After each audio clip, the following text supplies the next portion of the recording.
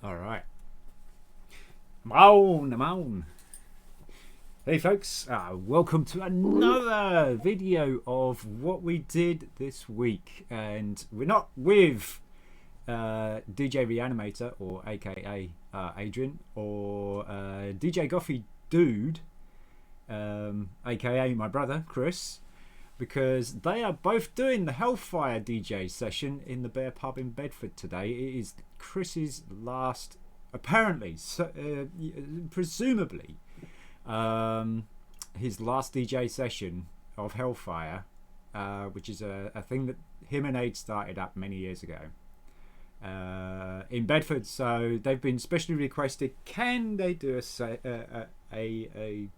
slot or a section of the DJ in the Bear Pub tonight. So he isn't, or they aren't with us today, but we do have the almighty Sharkster with us. We haven't spoken to Sharky for a while. How are you doing, Sharky? I've been doing well. Just going through my day stuff. Essentially work, gaming. I'm not surprised. That's okay, because I mean, even though I don't game so much anymore, I say so much, I haven't. It's been almost like, well, it's been past a month now that I haven't touched a game, which is kind of a unheard of thing for me. Back in the day, you would always catch me on PlayStation trophy hunting and shit like that, but you're still into it. So yeah, come on, Sharky, tell us what you've been doing this week. This week, yeah, it's been a very interesting week. So it started off essentially me at work getting to be the boss for most of this entire week. Oh yeah, because our boss was on vacation. Okay, how did that go? So it went really well. It's really helped me learn on wars that she had to do while she was boss. Because my overall goal as a company is to become a supervisor one day. Yeah. How long have you been working there now? I would, for the company itself, I've been there for about 15 to 16 years. Wow. That is a while, and not being a supervisor. But with this department of the company, it was about 5. Okay. So there's different departments in the company and stuff like that. Okay. Yeah. Is this the childcare one, or is this the swimming instructor one? Childcare. I actually do not work on the pool deck for the company anymore. Okay. I know you used to do that a couple of years ago, before the pandemic and everything like that, and during the pandemic as well, which was a pretty awkward time for you. Oh yeah, it was very interesting learning all the new procedures and all that. Yeah. But on top of that, I did pop 2 platinums this week. Nice. Okay, what games you been playing? So this week I popped the platinum in Horizon Forbidden West. Okay, what did you think of that? And oh, sorry, that was last week. Okay. It was a brilliant game. Was it better than the first one? I definitely would say better, just for the fact that they still kept some of the classic auto robotic animals or whatever. Yeah. But added in some new ones as well. Like they added in a Velociraptor one. Oh, okay. A mammoth. You can actually ride on the flying ones now. Okay. Oh, really nice. Nice. That's cool. I know that those were the hardest things to take down in the very first one. Was the big flying? Oh, they were. I don't know what they were, but birds, or they were like those prehistoric dinosaurs. Not like I suppose a bit like the pterodactyl and stuff like that. But they were bastards. Yeah, kind of like that. But yeah, so this week the first platinum pop was Marvel's Guardians of the Galaxy. I finished that one off finally. So I do have that one, and I think that was on my last stream of gaming that I was playing, Guardians of the Galaxy, and I was doing it side by side with my brother Chris because I bought it for him for, I think it Nice. was for his birthday. No, I got it for his Christmas. Sorry, I got it for Christmas for him, and I love the soundtrack in that game. It's just so good, and every time I hear Oh, for sure. ELO playing on the radio with that song, always reminds me of Guardians of Yep. the Galaxy now, and doesn't remind me of ELO so much, but always Guardians of the Galaxy. Oh, for sure. And that, to be honest with that game, is a game I was nervous about starting when I started it initially a couple months ago. Why is that? Because if I'm correct on this, they were the same company that made Marvel's Avengers, right? Ah, And I did not like Marvel's Avengers, so right. like, is this going to be another repeat of that, or is it going to be legitimately a good? No, I think But because was it Marvel's Avengers? That's the multiplayer one, right? yes, Yeah, that would probably be the so difference I was right here. exactly. So I was really when they announced it, but it was actually a really decent game. Cool. Yeah, no, I like I say, I didn't get really too far into it. I finished a good couple of story missions, and I liked the way where it was going. I didn't have any knowledge on the Guardians of the Galaxy, or even though they were in the like the Marvel's universe type thing until the film came out. I never saw the film, and then the Yep. game came out. Telltale did a version of it. I did that on stream as well, and I enjoyed that. I enjoyed that a lot.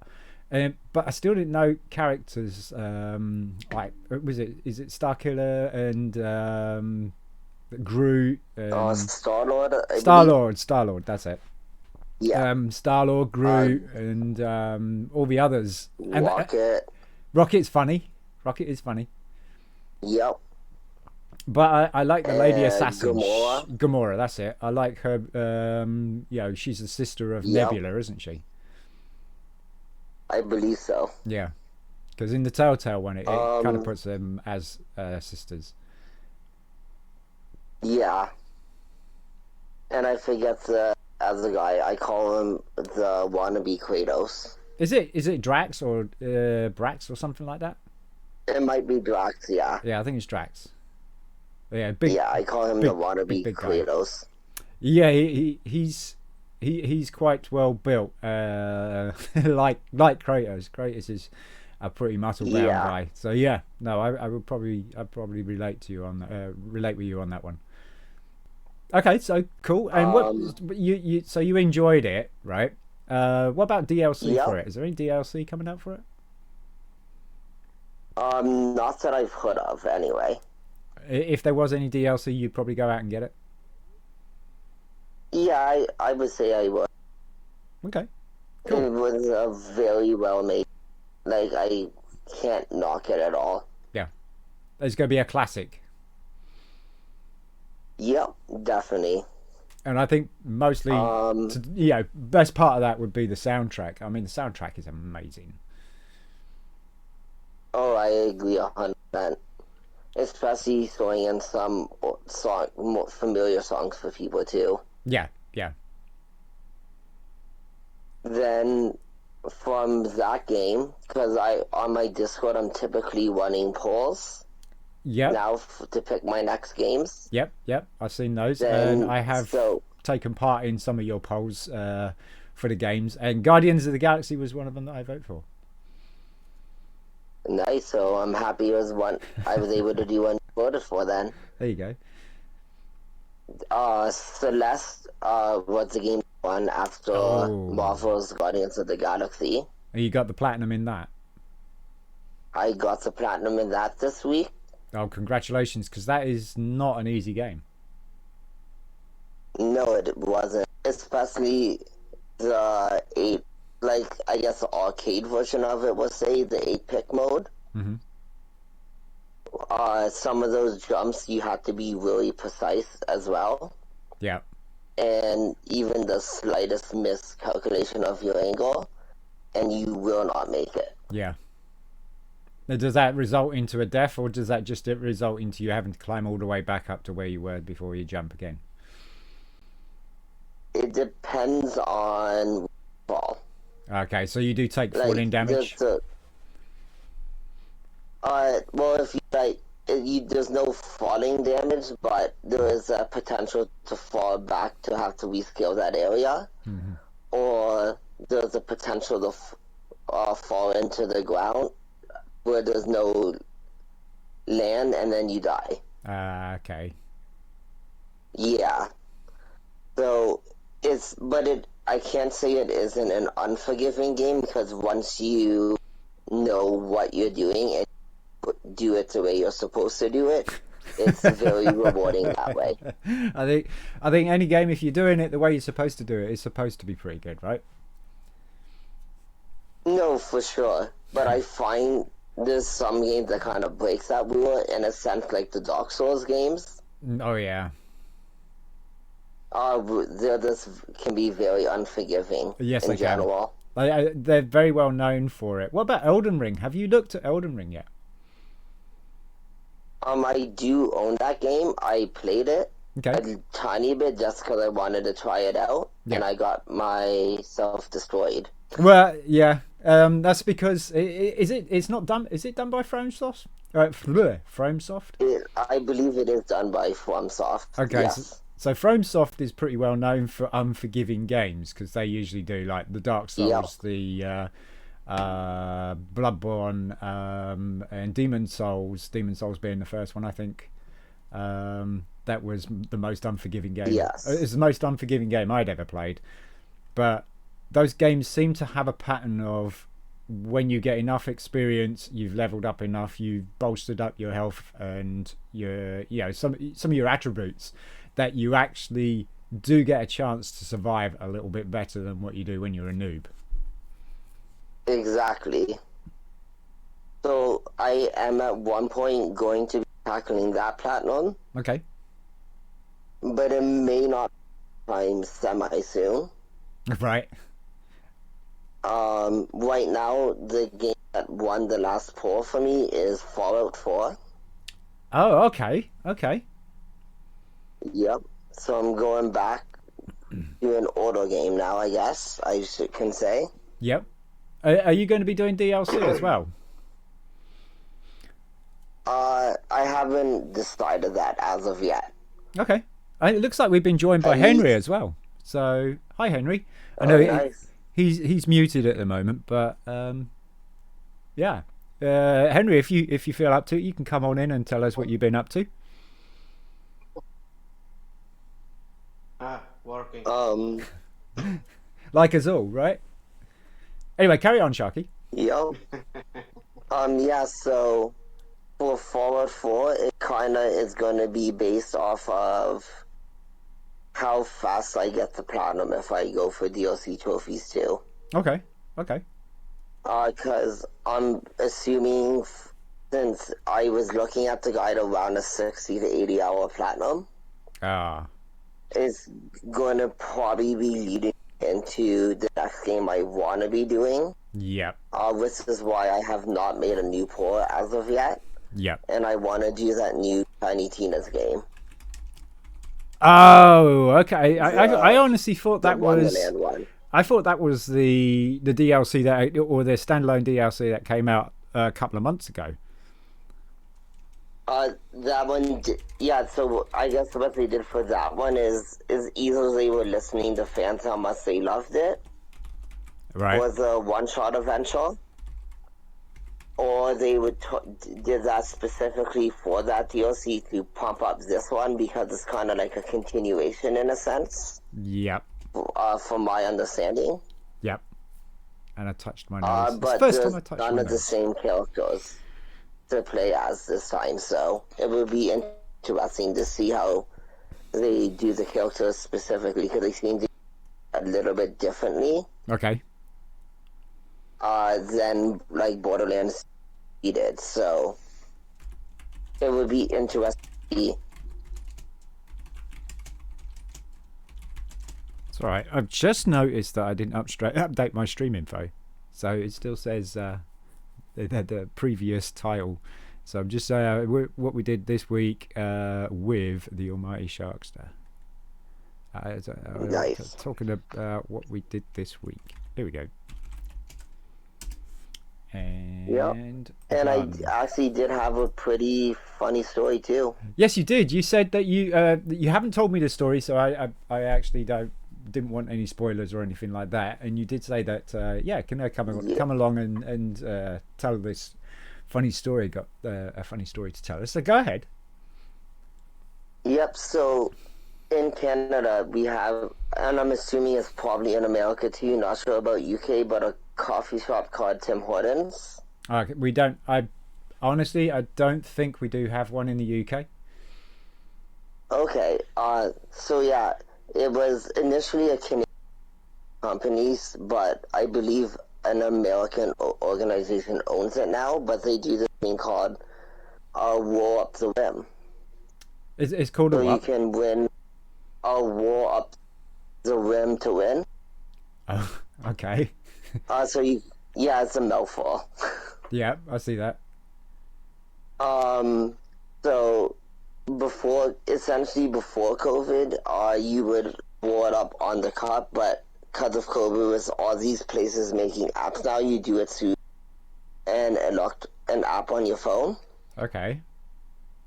So everyone is a winner every time you won, but usually that's the little smaller prizes, like maybe a free coffee or a free donut. Yeah. But then they have some bigger prizes in there too. Yeah. So when I was screening the kids in at work, I had my app up getting ready to do my war. So I look at the one kid, do you want to do my tap the screen to do the war to win, see if you get me good luck. Mm-hmm. So the kid hit it, and one of the things I won was a free subscription to Sportsnet now to watch free live sports for 3 months. Okay. That's useful. And for me though, it actually is pretty useful. It is, because you're a NHL fan, aren't you? I am. So I can actually watch the hockey games right now. There you go. Nice. Yeah. So I thought that one, you're pretty lucky for me. So the next day I went back to Tim Hortons. Okay. Got another coffee, scanned with the app, got my war up for it, got the kid to put it again, and then literally they asked if she did it once, she clicked it again, and I won another 3-month subscription to another sports site. Cool. And I know who. And I'm sitting there, I looked at her and I know who's doing all my warp to win for me now. Okay. Or you could choose somebody else and you might get something else. That's very true, but then I was sitting and thinking about it. Well, it's been pretty lucky with what I was winning, so I should get her to pick 7 numbers for me, and I'm going to get a lot of... Oh, yeah, no, there you go. There you go. Unfortunately, with that one, I didn't win. Yeah, you were probably pushing your luck. Imagine winning that. Imagine that 50 mil. Yeah, and I could imagine that would be something you could make a film out of, a short B movie out of luck and stuff like that. That would be an incredible story if it did actually come true, or came through. That the kid is so lucky that you won the lottery, and then there would have to be some sort of, even though the child is too young to actually take part in the lottery themselves and stuff, that they wouldn't be able to get any winnings, but there would be a dispute. That's what the film would be about. It would be a dispute about parents found out and they'd be like, well, we're entitled to such and such, because and then it would be like... See, the funny thing is, though, if I legitimately in the 50 mil, one of the first things I said was I would have given some over to that kid just for the luck. You go buy the child and have the luck. No, it gives the kids some of the money. Yeah, yeah. Just because I'm like, well, they did technically pick the numbers. Right. How close did you get to it? Did you get any numbers? No, I got none Oh, of the numbers, unfortunately. stick to coffee then. Yep, so I'll just be sticking to the water whims on the coffee apps. It Or just would have been really funny, if you though, did, if I did happen to get the 50 mil. I know, right? That would have been like, oh my god. That would have been. That would have been life-changing. Well, not only that, but that's dream material, isn't it? You know, when you're laying in bed and you're almost in that dream and you don't realize you're now dreaming, but you feel it's reality, and then when you wake up, it's like poop.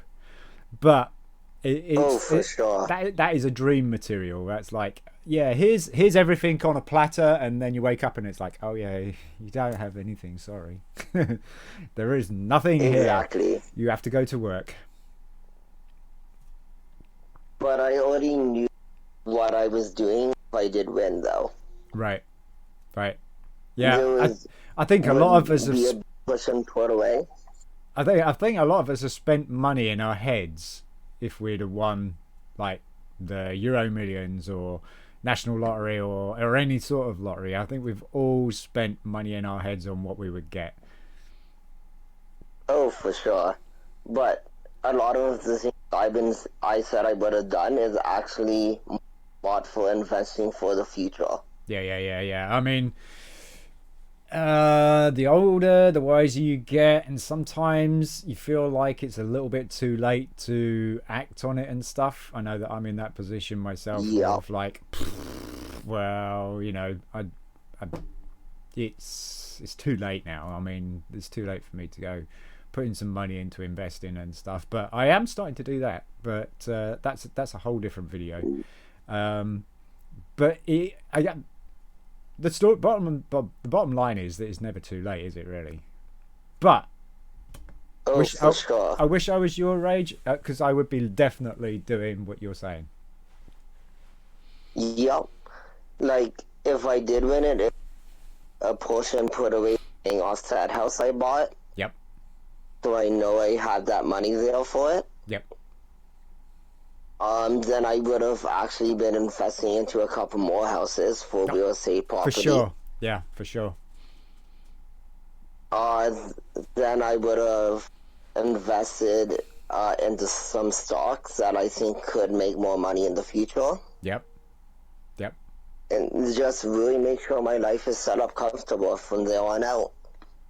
I mean, investing in anything is there is a certain amount of risk to it as well, isn't there? I don't think there's anything that you for can invest sure. in that it's that it's fail safe. That you could be rolling in it 1 minute and then crashing the next minute. That's another movie. Yeah. Maybe that's the part 2 of Sharky's Luck. You know, with the child tapping the screen and picking the numbers and winning the lottery, and then all of a sudden it's crash. That's your second. That's part, Oh yeah, part 2. that's part 2. Yeah. But I think legitly, if the company I would have invested into, I don't think that would have happened. Which would be Amazon. Yeah, definitely a company that would have been worth investing in many years ago, because when it first came out, I believe even the top investors was very, very skeptic of it, and they were like, no. And there was another one, I can't remember what it was, that they were skeptic of, that is now huge.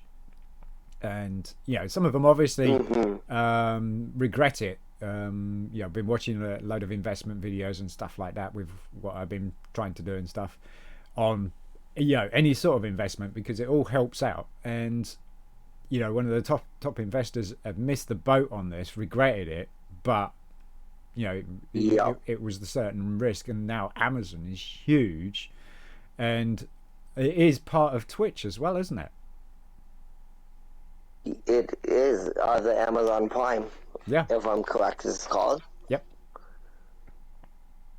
So yeah, they got fingers in all sorts of pies, and it would have definitely been a good one to invest. I mean, even if you have a small amount of money, you could still put a little bit in there, and then keep going and keep going, and you might do okay. You won't do like extremely well, but obviously the more you put in, the better.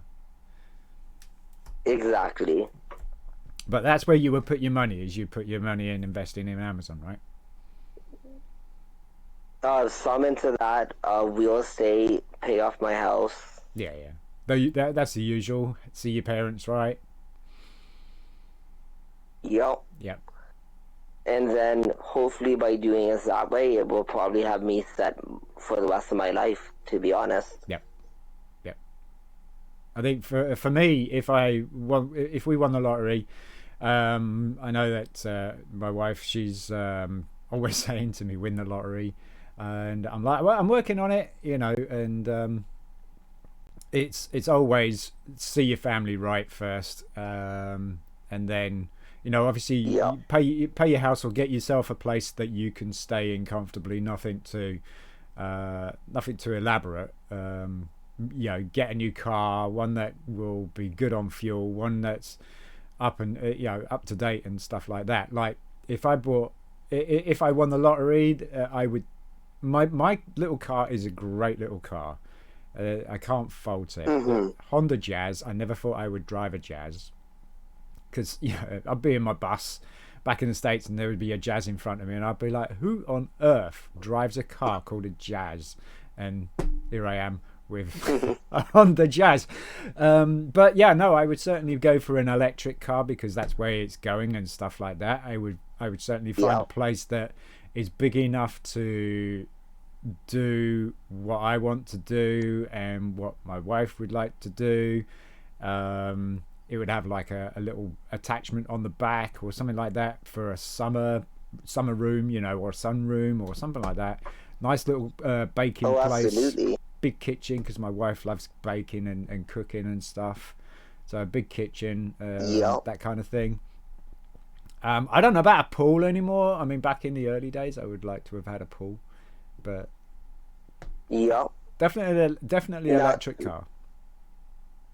Actually, now thinking about electric cars, maybe that's something would be a good investment into as well. Yeah, it is pretty new, isn't it? I mean, it's been around for a while, but now the whole, I think the statistics for it is pretty solid, that it is actually going to work and it is actually going to do what it's going to do.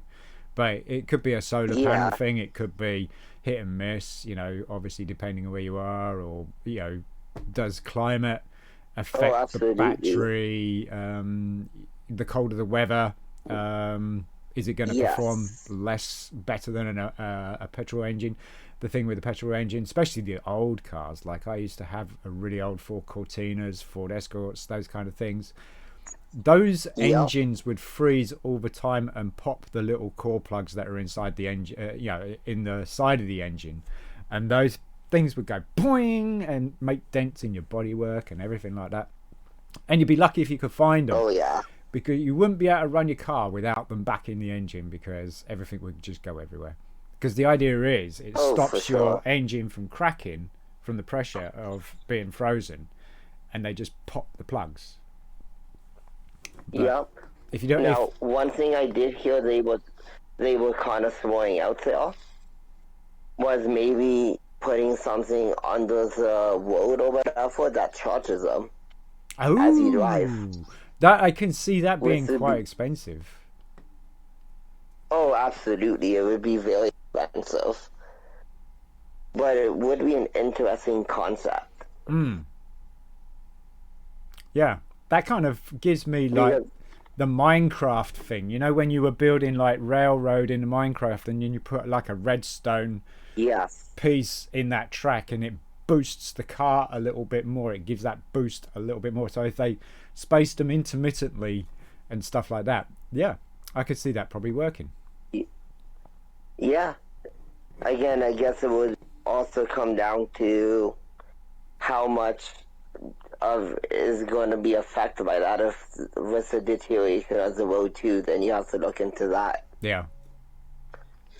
I don't know if if an electric car's lighter than a petrol car. Probably would have thought so.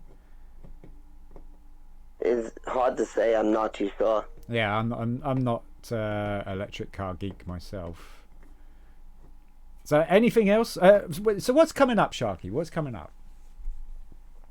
Coming up, so I will be, instead of doing my regular split shifts this week, I will be doing 4 weeks at work because of March break for the kids in Canada. So when they're off, you're just going to be working harder. What? When they're working longer hours. Yep. Is that because they're back, or is that because they're just off and you've got plenty of time to do other things? The way it works for our company is we don't actually close down our childcares. Yep. The kids it's the parents. It's mainly there for the parents who still are working over the March break and don't go away and need somewhere for their kids to go. So there's March break programs for the kids. Okay, so is that a busier time of the year than the normal time of the year then? I would say for a club program like this, it would be more in the summer. Okay. Because, yes, there will be parents going away on vacation, but even though the kids are on summer vacation, the parents still have to work. Yeah. Not all of us get that time off anymore. Programs typically fill up faster than the March break ones do. Oh, really? That's interesting. Yes. I guess that's because you guys provide a pretty good service then, that people want just... It's like summer camps and stuff like that, isn't it? Yep. It's pretty much like a all year round summer camp in a sense. Right. So you'd say you're probably a little bit busier than usual. Yep. But I like the busyness at work, to be honest, because on the days where you're just kind of sitting there hoping that it's going to get busy is when the time starts to go by slower. Yeah. It is. It's true, isn't it? It's true. When you've got a lot of things to do, the time just flies by.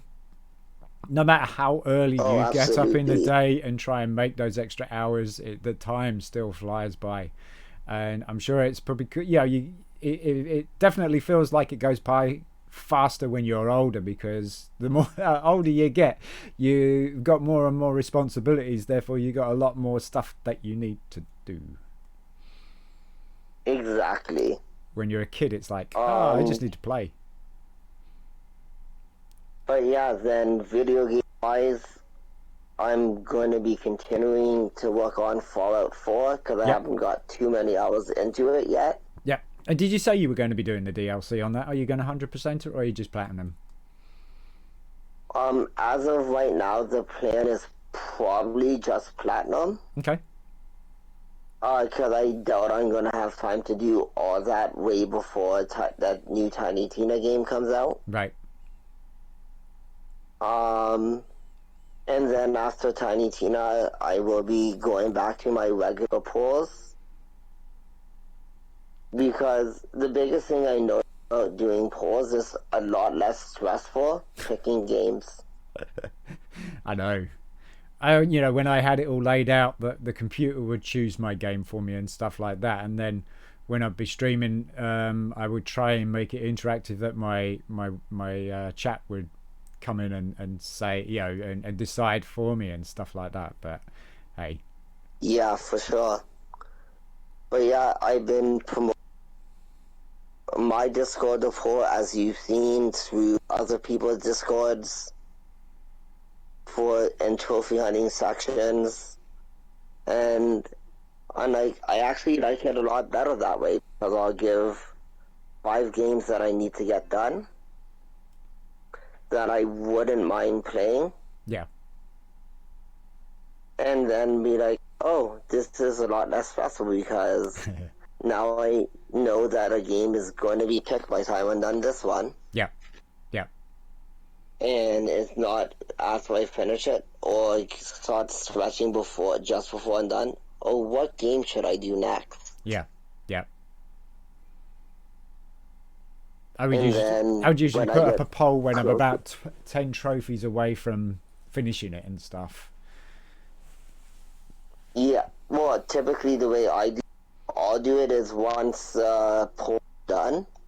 I mean, I start the new game. I make next poll right away, Oh, okay. Yeah. Yep. Yep. and then I just throw it out there. That way, It's got loads of time when for it's getting voted. loads of times to get voted, Yep. but then if it's say I'm down to it, like, okay, this is my last day I know on this game. Yep. What game is winning the poll? The landslide, is it close? And then Yep. I'll have make sure the game's already downloaded. That Installed it. way, when Yeah. it's done, Yeah. Yeah. and jump right into it. And it's been working pretty good that way for me so far. Yeah, I think your Discord is also very successful, isn't it? Is it actually doing what you set out for it to do? You know, because you made it essentially for helping people boost trophies and stuff like that, as well as a community build. But it was more for boosting trophies at the time, and now it's got quite the community on it. You've got quite a lot of top people on there. Oh, for sure. It was a really cool. The only thing I want to do a tiny bit more is hoping to get more active trophy hunters in it that are willing to help everybody. Yeah, yeah, And I think that's going to be the big one, just because sometimes it will go a couple of days with nobody posting, nobody asking. So there's work to do in that aspect of it, but everything definitely takes time to build up. Oh yeah, it does. And sometimes it doesn't go as fast as you would like it to, and you probably lose a little bit of faith in it. You get a little bit disheartened for it. Sometimes you give up and try something different and stuff like that. But I've seen a lot of posts on it, through notifications and stuff like that, because I have your Discord on my notifications and stuff. I have muted it so that it just pops up on my screen without like pinging every time. Oh, for sure. I was like, keep me awake, I tell you, because by the time I'm finishing work and I'm ready to go to bed, there's like Pat the trophy hunter. He's like, I'm going live in 5, and it's like, okay, and then other people, and then Zaphyrus, and it's like, okay, yeah, I need to mute this, because it was like laying in bed and it's going ping, ping, ping. Oh, for sure. It's like, shit. And then I bet you it didn't help when me and House Fate popped all those trophies. Yeah. In that contest, and you really went for it. I even saw some comments of like how many you guys were putting out in such a quick time that people were like, "What the hell are you doing? How are you doing this?" And exactly. That kind of thing. It made me and him laugh a lot at that. Oh, I'm sure it did, and it made you guys look like gods as well. Oh, for sure. Yep. It's like, how did you get that platinum? And you got another one, and it's like, oh yeah, I got 8 platinums today. I got another 5 coming. It's like, what? Yep. Are you serious? Yeah, you've just been stockpiling them for a contest that we're in. And it definitely would have been, I think, a contest win for us if our third party member would have actually started trying it then too. Right. I have got a question for you on that. I really did want to do an interview with you and Hell's Fate on this, just to get like your insights and your thoughts of throughout those weeks when you were doing it, because you were very, very, very solid all the way up until the end. But a quick my question is that at one point, did you actually feel like you needed to worry about the team? Yeah, I think what really kind of put it into perspective for us, what changed our mindset that we weren't going to win anymore, would have been by the third last week, I would say. Right. So all you wanted to do was make it into the finals, and you were happy again. Yeah, so initially it was that's what our mindset going in was just to make finals. Yep. But then when okay, so looking at what we're doing, we're actually hitting a good pace, me and Hell's Faith. Yep. And our partner isn't doing phenomenal at that point early on in the contest, but was kind of holding the enough anyway. Yep. And like we actually think we are going to legitimately win it this year. Yeah. Yeah. But then as the week went on, 0-point production started to go down and down and down to the point where it was literally 1 week they earned 2 trophies and like 10 points. Ouch.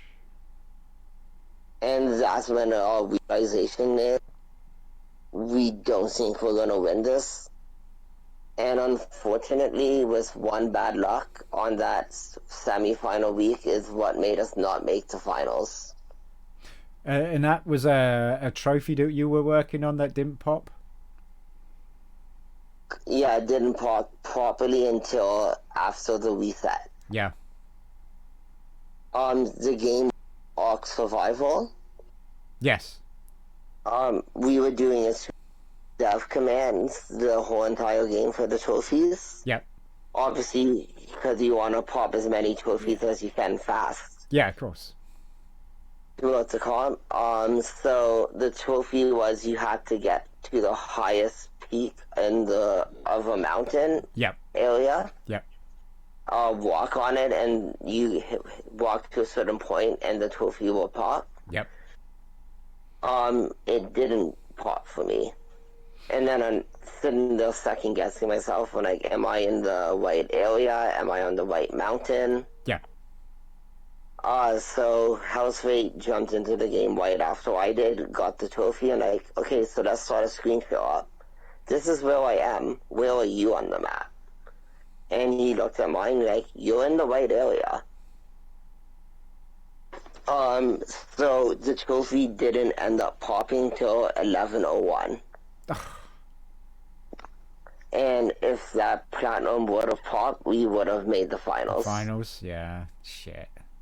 So you basically, because I was in the team the previous year, and you probably yeah, basically you got into the same position as what we did last time. Yeah. I don't think that's a bad thing. I think that's like a consistent place, even though you had some not so active team member with you, and you still managed to make it to the same point where there was all three of us were pretty active.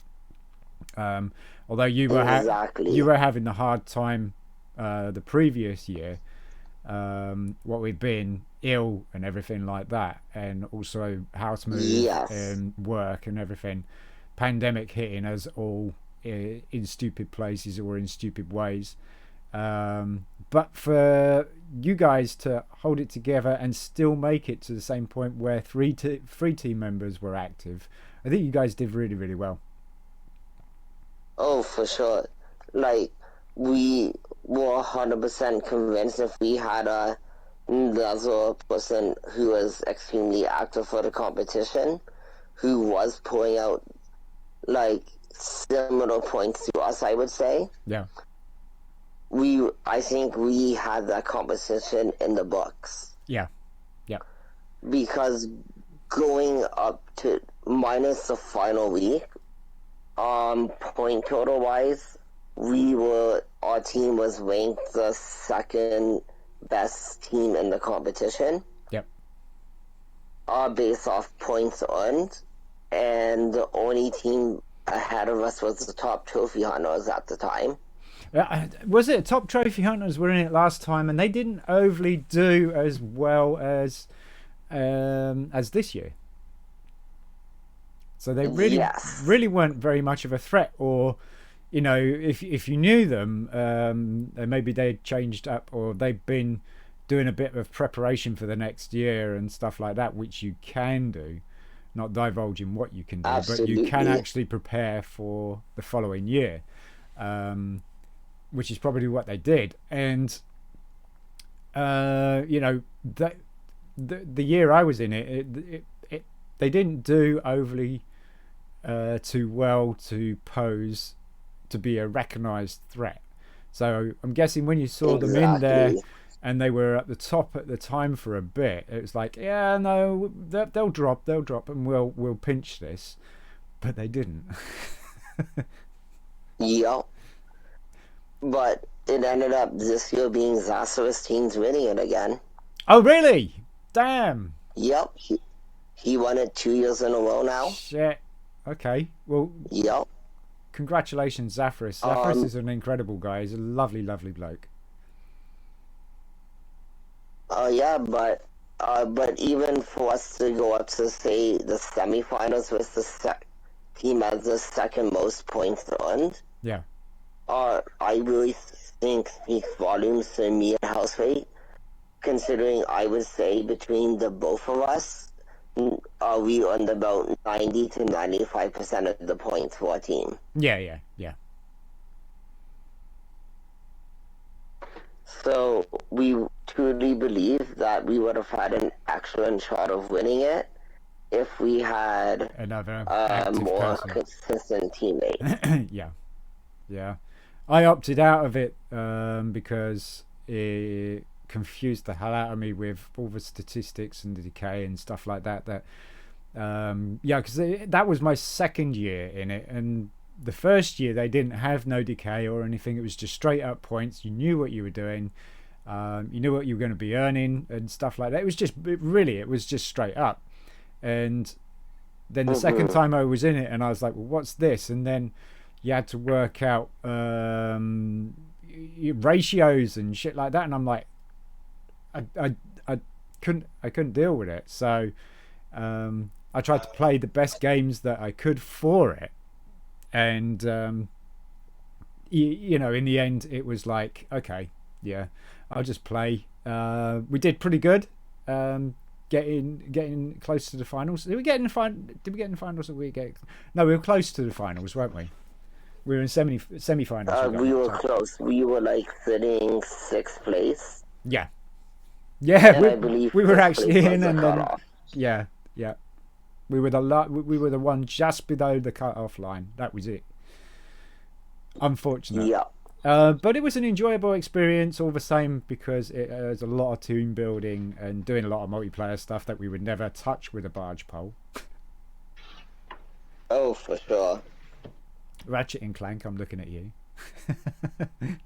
that was fun. Also, was it Overcooked? Overcooked was funny because we thought you were a lost cause. We really did. It was like, and then Dark came in and helped us, and he was an absolute trooper, because Dark is not the best person for that kind of game. He's more like your Resident Evil kind of guru, or your third person type person. But yeah, he took a lot of communication, a lot of coordination between all four of us to actually make it work, and we got it because Dark helped us out, and we'll always be thankful for Dark. And Dark actually was so beside himself that we asked him if he could help us with it.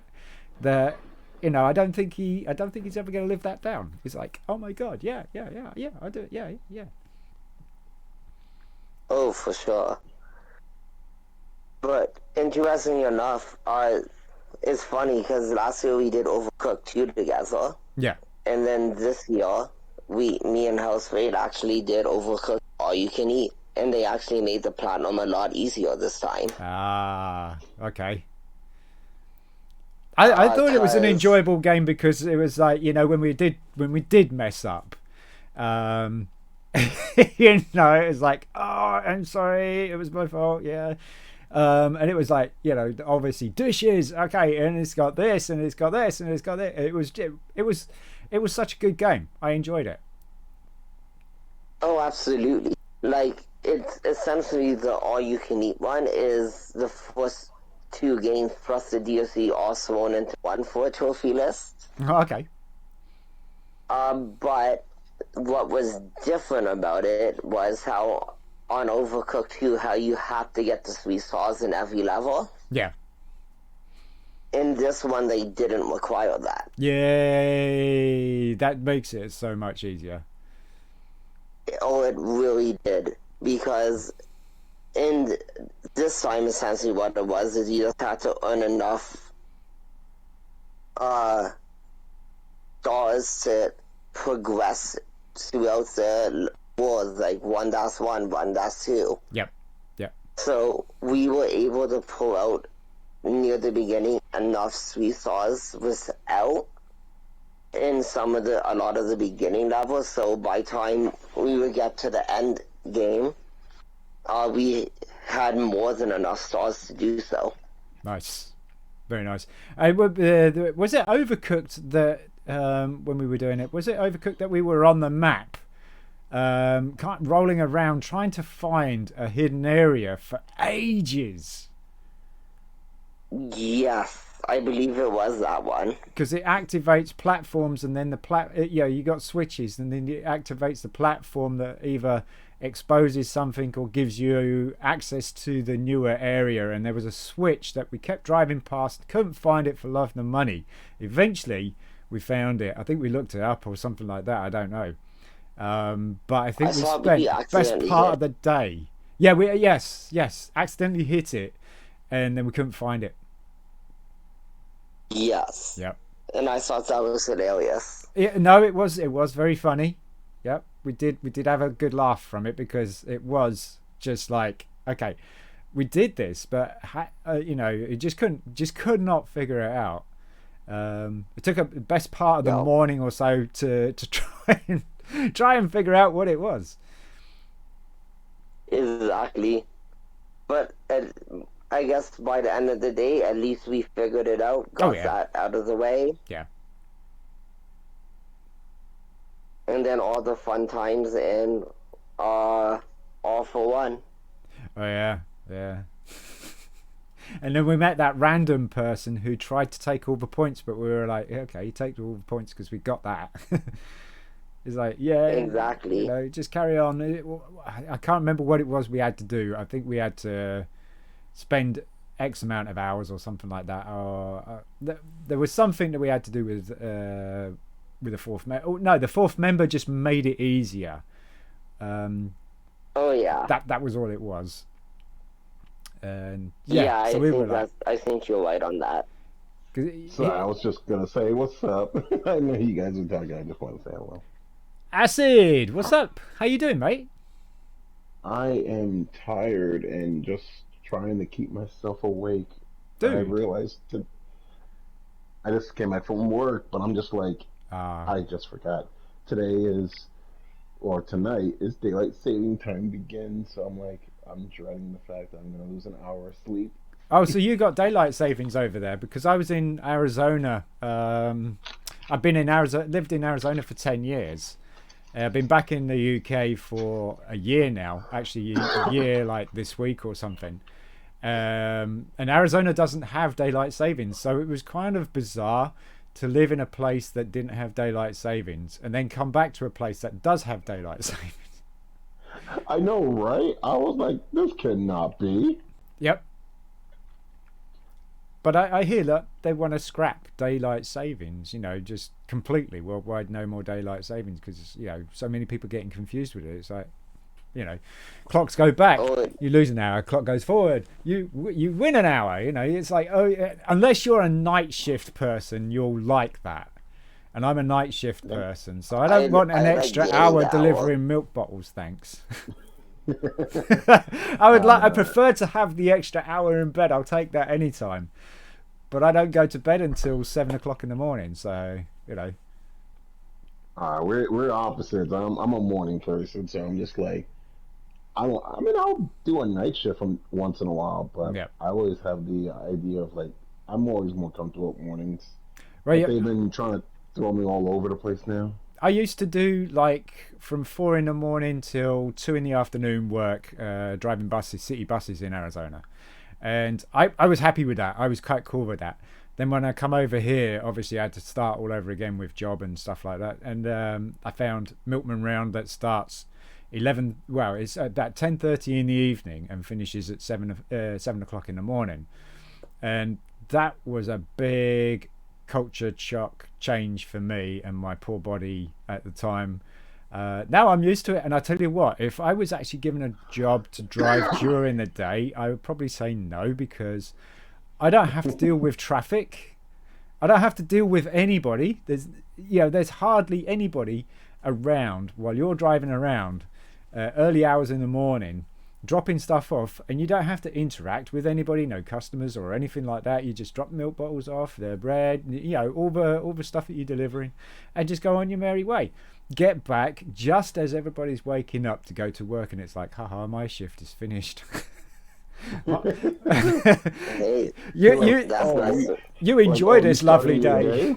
Yeah, exactly. Yeah, you will start your day. I'm going home, mate. See you there. That's how you do it. Yeah, it is how you do it. For me, like, I just spoke to my supervisor. He prefers working 11 in the morning to 7 at night, and I'm like, you see, I prefer 7 to 3, because as soon as the person comes in at 3 o'clock, I'll be like, have a good night. Yeah. I'm like, yeah, the sunlight, like, especially summertime. If the sun is still out, yeah. I'm already having a good time. I mean, winter time, you're going to work in the dark, and come out at 3 o'clock, you're going home in the dark. You don't really have too much of a choice there, and it's like, hang on a minute, where's the sun? Where's the daylight? Come on. It's weird enough, like, this time, even I feel like it's dark until, like, 8 o'clock in the morning. I'm like, wait. And I know it's going to be rain. Yeah. But I'm like, why does it look like it's still pitch black? Yeah. I kind of like that when it's darker earlier, or it's darker later, sorry. I just like that. I don't know why. Oh, because I like the feeling of it throwing me off. I mean, my job now throws me off so much that I don't know what day it is. All I know is today's Saturday, because Saturday is the only day that I have off, because I work 6 days a week, purely for the nature of the job. First of all, you're lucky. At least you have a Saturday. Oh. I am still trying to get a weekend off, and I know my senior supervisors are gonna look at my time off request and just like, I'm gonna hear the words, I hate you. So are you do you work 7 days a week then? 5 days, sometimes 6 days, and then there'll be times working like 9 straight days a week. Okay, so you probably work 3 days on, 4 days off, 4 days on, 3 days off, that kind of thing? Nah, 2 days off at most, but because it's been slow in the hotel business recently. Okay. I had like 3-4 days off. Oh, nice. Which really sucks. It sucks only because I ain't making that much money. Yeah. Yeah, it's job wise and making money wise is a total different animal than what it is, in the States than what it is in the US. That's for sure. In the UK, that's for sure. Because in like the hotel or the catering side of things and stuff, it's all tips. That is your wages and all sorts of other things. You don't get like a basic wage unless you're really lucky that you're working for a decent big company, that you might actually get an actual salary and not have to depend on tips and exactly stuff. Over here, now, it's pretty much all a basic wage, no worries on tips. Even in the restaurant industry over here, it's not tips. Tips are just extra. Yep, that's all there is too. Yep, beer tokens. Right now, I'm just trying to focus on the Stranger in Paradise Final Fantasy Origins demo right now. Oh, okay. I'm trying to get as much stuff done, because I think from what I was listening to a video, and I didn't know that if I had different equipment pieces on that has a particular job affinity for job classes, they can level up. And I'm like, I've been doing it wrong. I've been doing it wrong this entire time. I'm like, well, let's start this thing, because I'm ready to start this out. I'm like, I mean, I do stream the demo from time to time. Yep. But I was like, you know what? I'm not doing storyline. Yep. I'm gonna grind the hell out of this. Yep. I want to get all the job classes that I want to at least get to level 30, because every job class is max is 30. I Right. think there are in the demo 27 jobs. Okay. What platform are you playing it on? Are you actually playing it on the PlayStation or PC or? PS5, since Oh, it okay. Yep. was, yeah, because it's when I found out, and I told this a shark as well, that the demo came out 2, 3 days ago, Okay. and this is before the game comes out next week. Yeah. Now, for the digital owners, it comes out 3 days early, so it come out Tuesday. But Right. knowing me, because as much I am a trophy hunter, I mean, I've been off the trophy hype for a while because of life and everything. So I'm really focused on trying to find another job. Yeah, that kind of thing I sucks, doesn't it? Life really gets in the way for Yeah, it. Gets in the way of everything. So, if you don't mind me asking, how many platinums have you got, Acid? for me, as of right now, what Hmm. was my last trophy? My last platinum trophy I just achieved was Deer Simulator, so that is Oh, now nice one. 229. 229. Okay. But Do you know that I'm a retired trophy hunter? I didn't know retired, but Uh, I know you're a trophy hunter as well. no, no. I, Well, I, I I retired about 2 months ago. oh really? Yeah, Shoot. yeah. My goal purpose for the trophy hunting side of things was to get to top 1,000 in the world in the United States and in the UK, and I managed to get that. And then I evaluated what I would need to do to go further, and I could have gone further, but it would have started costing me in a lot of things other than money, i.e., health, family, and stuff like that. It's not worth it. I came out and did what I set out to do. Took us 3 years. I enjoyed it until Ratalacker games came out. I'll be honest with you, Ratalacker, everybody was picking up those Ratalacker and East Asia Soft and Sometimes For You, those kind of games, because everybody else was doing it. So you had to do it to keep up with those everybody else, or they'd just stream away from you. So if you were actually getting you were being or wanted to be a competitive trophy hunter, you had to play those games, and whether you liked it or not, they were points. And so I went knee deep in there because I was trying to pick up the pace and keep up with a few good people out there. And I did. I did really, really well. With 500 plus platinums behind my belt, only on the PlayStation 4 and the PlayStation 3. And I remember a comment from Hell's Fate and Sharky actually saying that I would be going for the world record of auto pop trophies when I get a PS5. But it never happened. It never happened. I don't regret retiring. And ever since then, I haven't played a game since I actually stopped and did my last stream and stuff like that, game stream. So Ooh. all I've been doing now, because you only have a certain amount of time, don't you? And all that time now is going into selling on eBay. Used to be a massive Star Wars collector, have a huge Star Wars collection, and so used to be a massive Star Wars fan until the Last Jedi film came out, and it completely destroyed everything. What it stood for, my perspective on the actors had dropped massively, and I'm talking about the old school actors. Only two really that I highly regarded. One of them that I didn't at the time, but he kind of changed the, he kind of flipped, and that was Mark Hamill, because he was extremely difficult to get hold of for everything, like conventions, and it was kind of a little bit of a big I am type thing back in the You earlier know what? years, and now You he's make a doing good charity point. work everywhere. Yeah. No, you make a good point with Mark Hamill, and I want to throw that one out because I feel like he kind of put his own foot up his own ass. Yeah, no, yeah.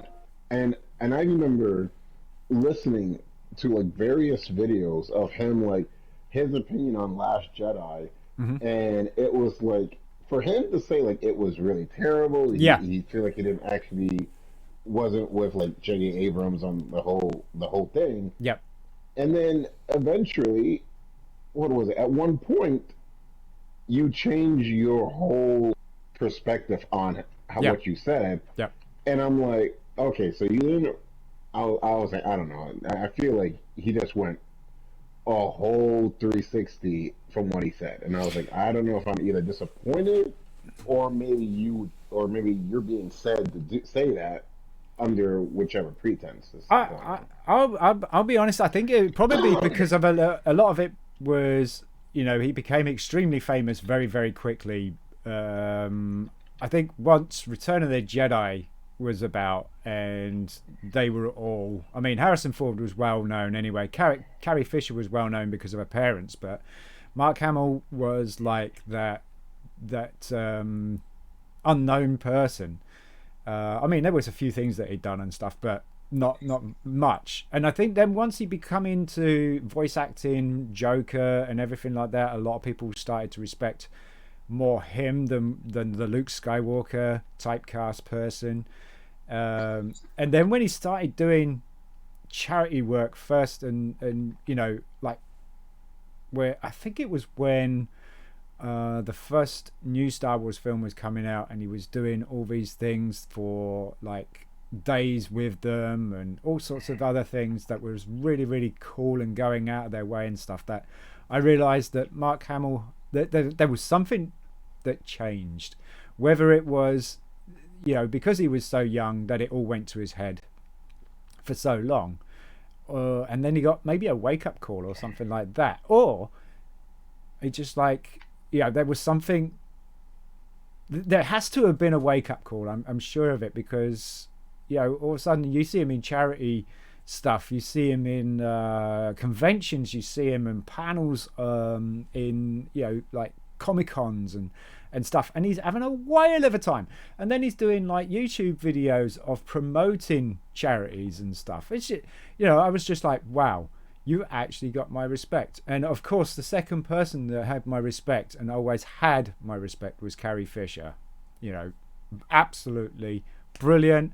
I didn't know she was such a dirty girl, you know, saying it kind of cleanly as possibly as I could. She's a freaking dark horse, that's all I can say. But she's amazing. I know that she had a lot of fun on sets and behind the scenes with you know, the cast that she works with on various films and stuff, and everybody knew that she had a dirty mind and stuff. You know, and they would have fun with it, and that shocked me, you know, because, you know, Princess Leia is like, what, really?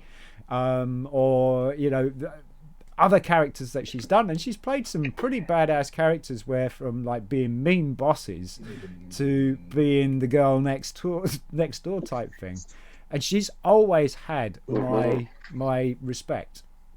You know, up until, you know, passing and that.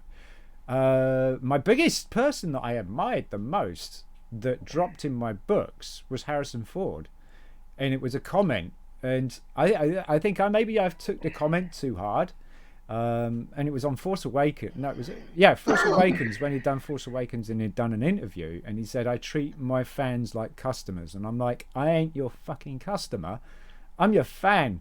I'm like, I like the work that you do. I don't come into a shop, buy something and walk away, and maybe I'll come back. I'm a fan. I'm a supporter. I'm not a customer. I just like it. No. You know, we're more than that. We are not customers. You know, your customers are maybe your film producer people that want you to do the film. They're your customers, not mine. You know. Mm-mm. And after that, I was like, you know what? He actually didn't even enjoy doing Star Wars. He wanted to die in like Empire Strikes Back. And then didn't he want to also end in Return of the Jedi as well? Yeah. I mean, he was definitely dead set on ending on Return of the Jedi. Hence why he died in Force Awakens. Spoilers. Oh, you know what? Speaking of spoilers, I saw all. Surprisingly enough, I saw all three of the latest trilogy. Mm-hmm. Despite, oh god, okay. Now, I will say that I will get backlash. Probably from you as well. Like, I can't say I didn't. I won't say I did not enjoy Last Jedi to a point, Mm-hmm. but I can only give props to Last Jedi on choreography when it came to lightsaber battles. Mm-hmm. Because I'm like, I can give that. That was like, other than the plot and the whole Luke being a kind of Vision. like a grouchy crouch. Like, come on, like that's not how you're supposed to be like a Jedi master. Like, I know. You know and that was a lot of things that were said about it, wasn't it? That he's supposed to be a Jedi Master, so you know, even Yoda was like Jedi Master, and he was a little bit grouchy and stuff. But Ben Kenobi wasn't, you know, and he was a Jedi Master, and he wasn't really grouchy.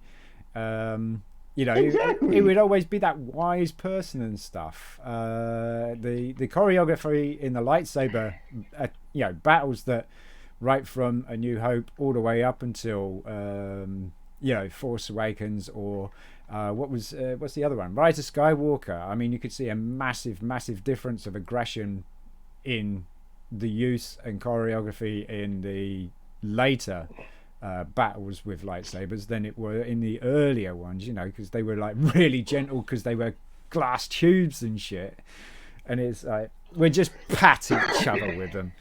And now it's like spinning and shit like that. And I will say this, like, for each trilogy, there's always one. Yeah, for each trilogy from prequel, original, and I guess new trilogy. Yeah, there has been at least one lightsaber battle from each of the three trilogies that I still held high regard. Mm-hmm. Now, I will say my number one. I do like the whole what was it? The fight between what was it, Snoke's personal guards against Ren and Len. Yep. And I loved it. I loved that fight. Yep. And that will be my number three. Now, I really thought I was going to put it on my number one because I think that the choreography was really out there. And I'm like, when we first see Jedi battles and all that, we really wanted stuff like that to be a thing. Come on, boy, don't do that. Come on, no, come on, kitty, nope.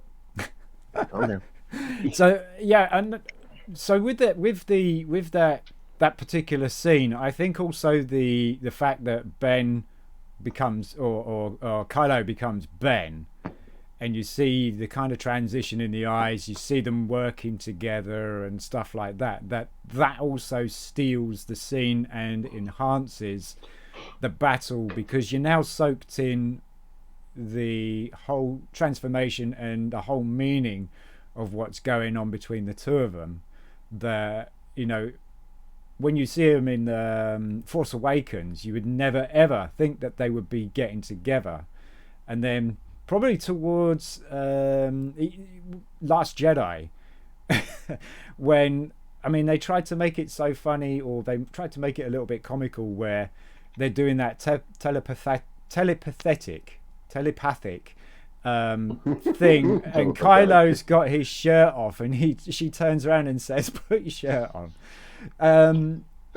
That was really weird. It was. There was a lot of things weird about Last Jedi, and that then there was the possibility that there was going to be a relationship with Ben and Rey, and then after when the end of Rise of Skywalker, I would like to have probably seen that Ben actually did survive as well as Rey, and they actually got together and they became a couple and stuff, and went out there and made a difference instead of them killing off Ben. I don't know why I was pissed with that one when they were kissing at the end of Rise of Skywalker, and I'm just like, I know it was Jedi Resurrection, sorry, spoilers.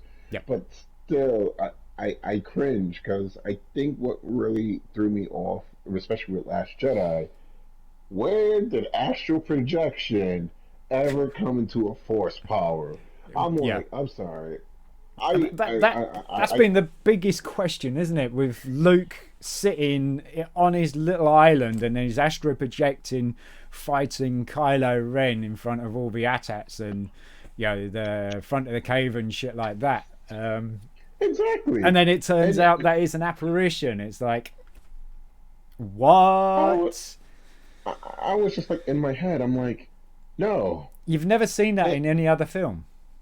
Never. No, so yeah, not in a film, not in a show, not in the comics. No, I don't think it's been in the comics either, actually, no.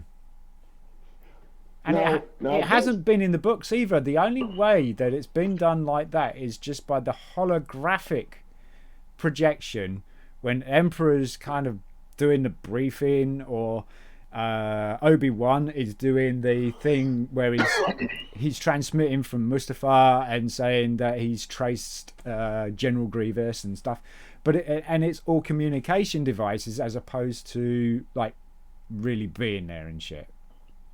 And you could tell it was holographic because it had the blue image, the blue shimmer, and it was all blue outline and everything. So it was obvious that it was supposed to be a communication projection and not an actual astro projection. It's like, yeah, that was really scraping the bottom of the barrel for me.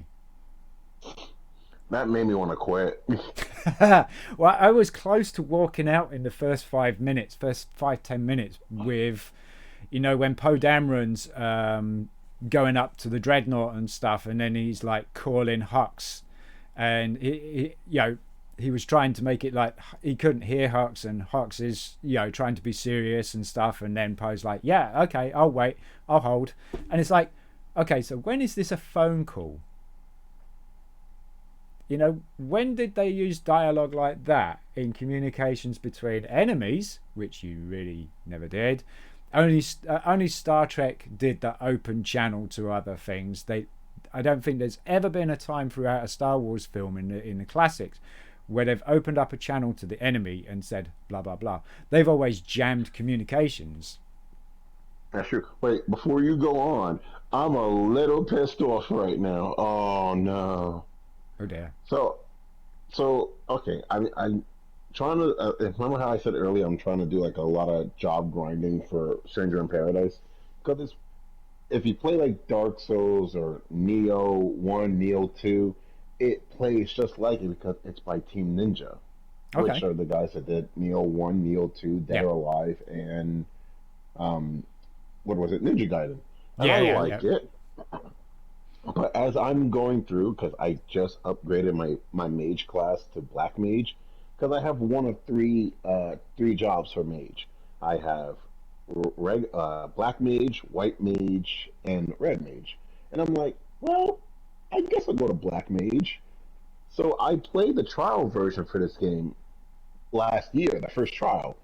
And as I went to the black mage, I'm like, okay, I know that they didn't have all the skills in there. Now I go into the black mage, I'm a little angry because I was like, oh, okay, maybe they're going to actually have just black mage and then all the skills for it.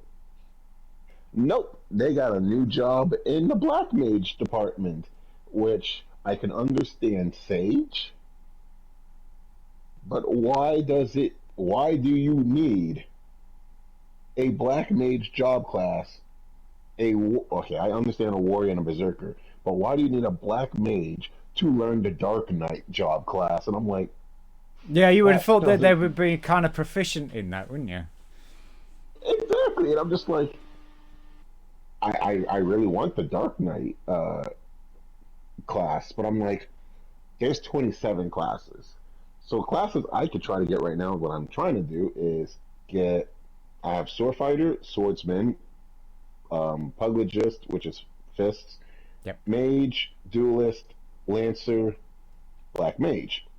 And the ones I'm really trying to end up getting is the Knight, Red Mage, Warrior, Berserker. Red Mage, is that a Blood Mage?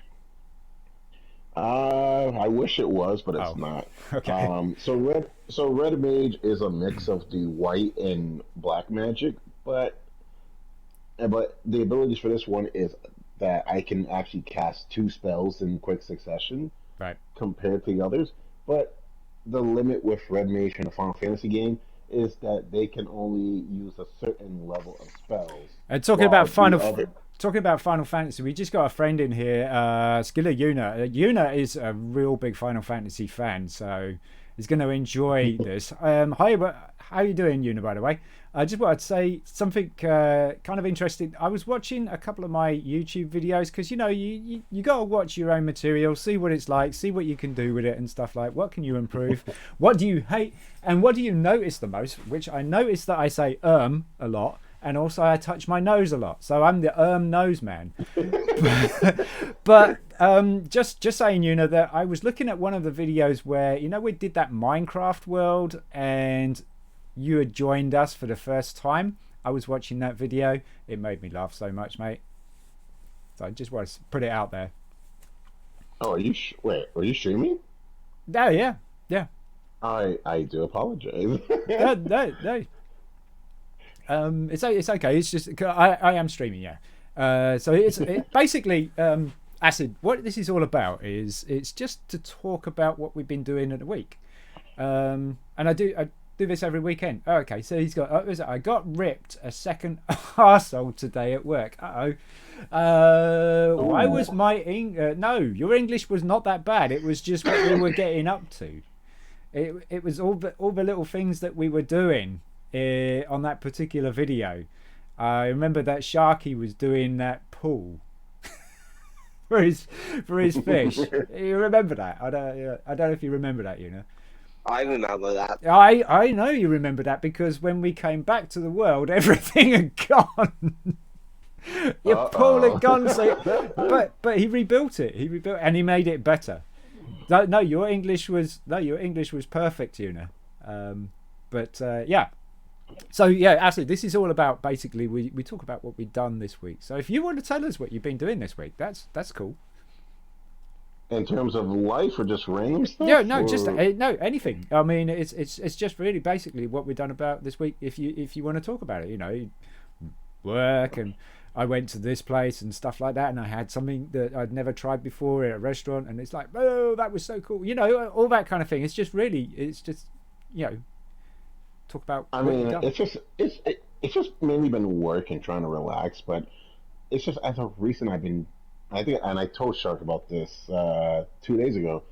I just got a position, an offer to try to work for an administrative assistant position. Okay. And I'm really trying to work with that because it's like, this is more like trying to work in an HR type field and at least to work with disabled. Help out for the disabled. Okay. People, okay.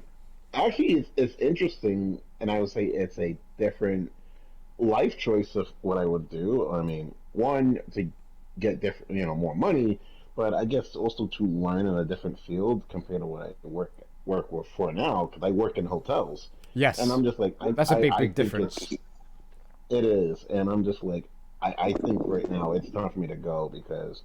When I first started, I had moments where it was like, I thought it was going to be good and everything, but eventually now it got me to the point where I feel like I kind of am beginning to lose myself out of it. Yeah. And out of recent, I was. I feel like, okay, I feel like I was going to be more negative, and I was like, it's because either people or maybe work conditions was getting bad, and I understand COVID's still a thing. Yeah. I mean, I don't agree with people who say, well, COVID's not a thing anymore, and I'm just like, you're probably one of those people who probably had it. Oh, I've had it. I've had it. I had it in the very early period of COVID being around, and I was sick as a parrot. It's not funny. It's not fun. And it is actually kind of scary because of what it can do to you. Because it's Sore's disease. It was like, it affects your breathing. I used to be asthmatic way back in the day. So Yuna is saying, the Sharky with the Sharky pool. Yes, that's right. You remember. What was it?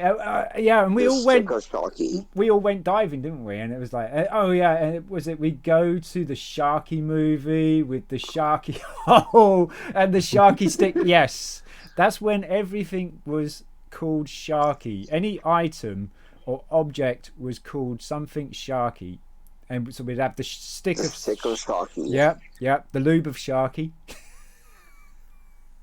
That was a good one. Was it? So my week was not really interesting. Come on, I think everybody's week is interesting. It's whatever you want to talk about. That you might not make it sound interesting, but everybody's week is interesting. I had a not so interesting week, like you say, but I did go to a place today, and it was really cool. I enjoyed it. It was an interesting work and a little bit of gaming. So Ooh. the gaming, whatever game it might be, that might be cool. So what hotel, what does he work in? Yes, he does. So Acid does work in a hotel at the moment. Yes, I work at the Marriott, which is that's the franchise I work for. Yep. We have Marriott hotels over here as well. They're wrong. You still got no COVID, LOL. Even COVID doesn't want no. COVID probably doesn't want anything to do with you, mate. No, you're crazy. That's why. It's all that snow diving that keeps it away. It said bye. But as what like a okay, so yeah, so Yuna's asking, what actually do you do in the hotel? Are you a servant? Kind of a bellboy, or are you a chef, or he's asking what is it you particularly do, Acid? So, funny enough, I am. Oh my god, I want to say I work for front desk, which is basically for like checking people in and checking people out. Okay. And also trying to like put in any requests, but it got to the point that I thought that was my position at first. However, I've now either became bellhop because we don't have an actual bellhop, so we do try to help out like storing luggage for guests. Yeah. When they want to go out. Yeah. I do become concierge when people ask what's around. Okay. And last month, 2 days a week, I had to also be a breakfast attendant. Okay, it sounds like you've got a couple of fields there where you could actually be a supervisor. The sad part is my senior supervisor said the same thing, and apparently they brought someone from the outside, and it could have been easy to have me become supervisor. But at this point, in a technicality speaking, I am. But exactly. All senses, not by title, sadly. Yeah. It's just all the stuff that you've learned. A supervisor would know. So you're supervisor material. And that's why I'm just like telling myself, I think, it's time for me to go. Yeah. That's why I tell myself, I wish I had gotten paid more because of my position, but I'm like, okay, it's time. That's why I'm like thinking I would do a different hotel, but I don't know if I want to go back doing that again. This is my first hotel spot, and I'm just like, I think the impression has kicked in so hard where I'm just like, I think I want to find a job where I can work a Monday through Friday shift and have weekends off. And I want that because nowadays I do want to spend time with my friends who have weekends off. Yeah. Like at times, like I get out of work, I go see my friends. We play video games, chill out, or we just play some Digimon card games, which I've gotten into. You're a bit of a CCG.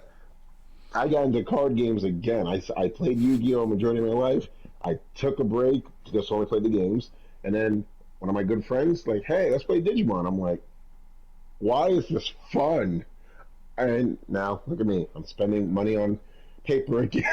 Yeah, paper and cards. So Yuna's just like Digimon with a big purple heart. So it's another thing that Yuna's into, is like the Digimon and stuff like that, and all the Japanese cartoons and Japanese anime is always I was going to say anime. Things in life. Did he play the PlayStation games? Did you play the Digimon PlayStation games? Yes. If we're going original, I still own a copy. I still own a copy of each one. Digimon World 1, 2, and 3. I used to have Rumble Arena for the PS1, but then I had to sell that, sadly. I do have Digimon Cyber Sleuth, first one, and Hacker's Memory for the PS4, as well as Digimon World Next Order because of nostalgia. Despite I have a few personal friends who did not like it, I liked it because it took place after Digimon World 1. Okay. And even growing up, me and my friends, we would like get together at someone's house, play Digimon World 4. We're 4 players, and we're like, we're going to actually win. And we're not going, we're keeping the save data. This is our Digimon. We are going to do as much as we can, and no one's cheating. We're not. Yeah, no one's cheating, right? No one's cheating. So, no cheating. You know his saying, Acid. He's saying, I like him. He has good taste. So there you go. You've got a friend. You know what? That you're welcome. I think the other thing I'm also excited is that I'm trying to fix up my room right now, and I'm about to start. What's going on with the room then? Well, it's just going to be me trying to like move a lot of things around and getting rid of old furniture. But I wanted to start hanging up some of my my posters that I've actually bought from last year's Comic-Con, New York Comic-Con. Okay. And where was the Comic-Con? Where did that take place?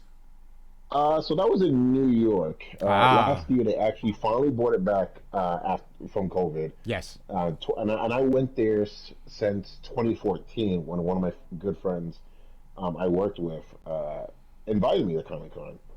So every year from 2014 going forward, I went to Comic-Con every single year, except until 2020 when I got shut down. Understandable. But last year, we've just been joined on the stream, on the chat, with Belch. Hey, Belch, what's cracking? It's good, mate. How you doing? So we got Acid. He's telling us a little bit about what he's been doing at the week, and he's just telling us about his Comic-Con experiences and stuff. I've been to several Comic-Cons when I was in the States, all in Phoenix, and I loved them. I used to be. I keep saying I got to stop that. I used to be a 501st Stormtrooper back in the day with the old classic Stormtrooper armor. So I went to Comic-Con, my first Comic-Con in Phoenix in Stormtrooper armor. I had a blast, absolutely had a blast. Second time round, I didn't because I wanted to enjoy it a little bit more as a punter. A punter experience, being on the side of actually being a person who's to be there to enjoy it, as opposed to being part of an artifact. I mean, I didn't hate prancing around, having photos taken and stuff like that in Stormtrooper armor. It gave me a buzz. It really did, but it was enjoying it from the other perspective as well was quite good. There's a funny thing to that one. When you say Stormtrooper, and this made me laugh. So my second time I cosplayed, this was 2018 Comic-Con. So at the time I was dating my ex, I got separated from her for a moment because I needed to pick up a few things before I went to the convention. Yeah. And as I'm walking by one part of the convention, like away from the Jacob Javits Center in New York, it was like a block away. I dressed up as Morpheus from The Matrix. And I was like, okay, right. I'm gonna do that. Okay. So apparently, I walked across so Comic-Con had like other venues like outside of Jacob Javits Center, where they actually had like other stuff. So I walked past a Star Wars convention, like a small part of like a Star Wars convention right over there. Yep. And bad enough, one of the workers who were dressed up as Imperial soldiers. Yep. Like the officers, yes. Yeah. So they were dressed up as the officers, and one of them called me. They said, "Hey, Neo." I was like, I'm not even mad, but I could not help but to laugh, and I loved Oh it. no, And no, and I no. was like, I'm a black man, and There you I go. basically had short hair. I said, if I was Keanu Reeves, thank you for that. Thank you for that. Thank you for the feeling. Okay, I was like, I loved it. But then his coworker was like, dude, that's That's Morpheus. How do Morpheus, you not dude. know? That's Morpheus. Come on. No, I was loving it. he probably knew who you were. It was the name he got wrong. So Belch is like, okay, I'm decent, mate. I'm nearly finished my year at college. Okay, that's cool. I know you've been working hard on that. Off to uni next year, as I've been accepted into uni I applied for. Absolutely lovely. Awesome. Congratulations, Ooh, mate. Well done. congrats. Glad to hear you're good geezer. Well, yeah, I'm doing okay. I haven't touched a game in over a month though. And we've just started to do a little bit of a streaming thing. It's not going to be as intense as it was, although I am throwing a lot of YouTube videos out. So if you guys want to have a look at the YouTube video channel, please do. I've been doing like various different things. That is what I've been doing at the week. I've been working, but not as much as usual because I've been sick this week. So I was working Monday. Ooh. Tuesday I was the last day at work before I was like, I have to take time off because I'm sick. I thought I had COVID because it was short breath, very weak, bad headache. It had all the symptoms going on, except for I've had COVID before and I didn't feel like I had COVID, so I knew it was just like some sort of flu bug. But I'm not going to be able to do the job I'm supposed to do, which is kind of a physical job because you got a lot of walking, a lot of carrying heavy milk bottles and stuff.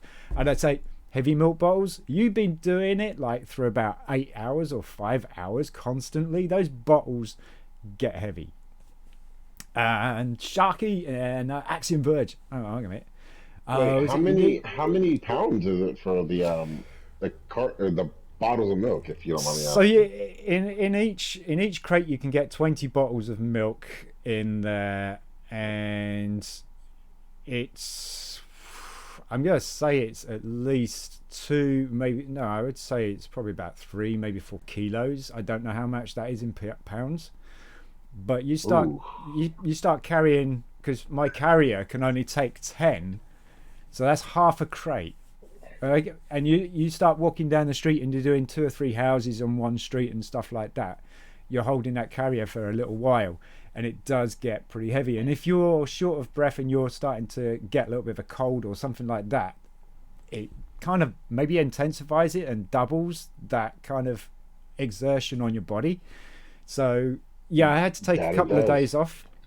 My second day off, I was the worst. I was sick as a parrot, and I was like, it was just awful. The only thing I didn't do was throw up. That is the only thing I didn't do. The rest of it, I was pretty much in bed. But when I wasn't in bed, I was actually cracking out as many listings on eBay as I possibly could, because I'm also working on that. As you guys know, I'm doing a lot of eBay sales with my Star Wars collection that I'm getting rid of, replacing it with money for investing on Lego, but different video. Check it out on YouTube if you like. Ooh. Yeah, you got definitely. that link. Yeah. I think the link actually for my YouTube is in the bottom of my my Twitch about me and stuff like that. If it isn't, please let me know, and I will definitely give you it. Also, my Discord is there as well. I'm not sure if the Discord is actually on that one.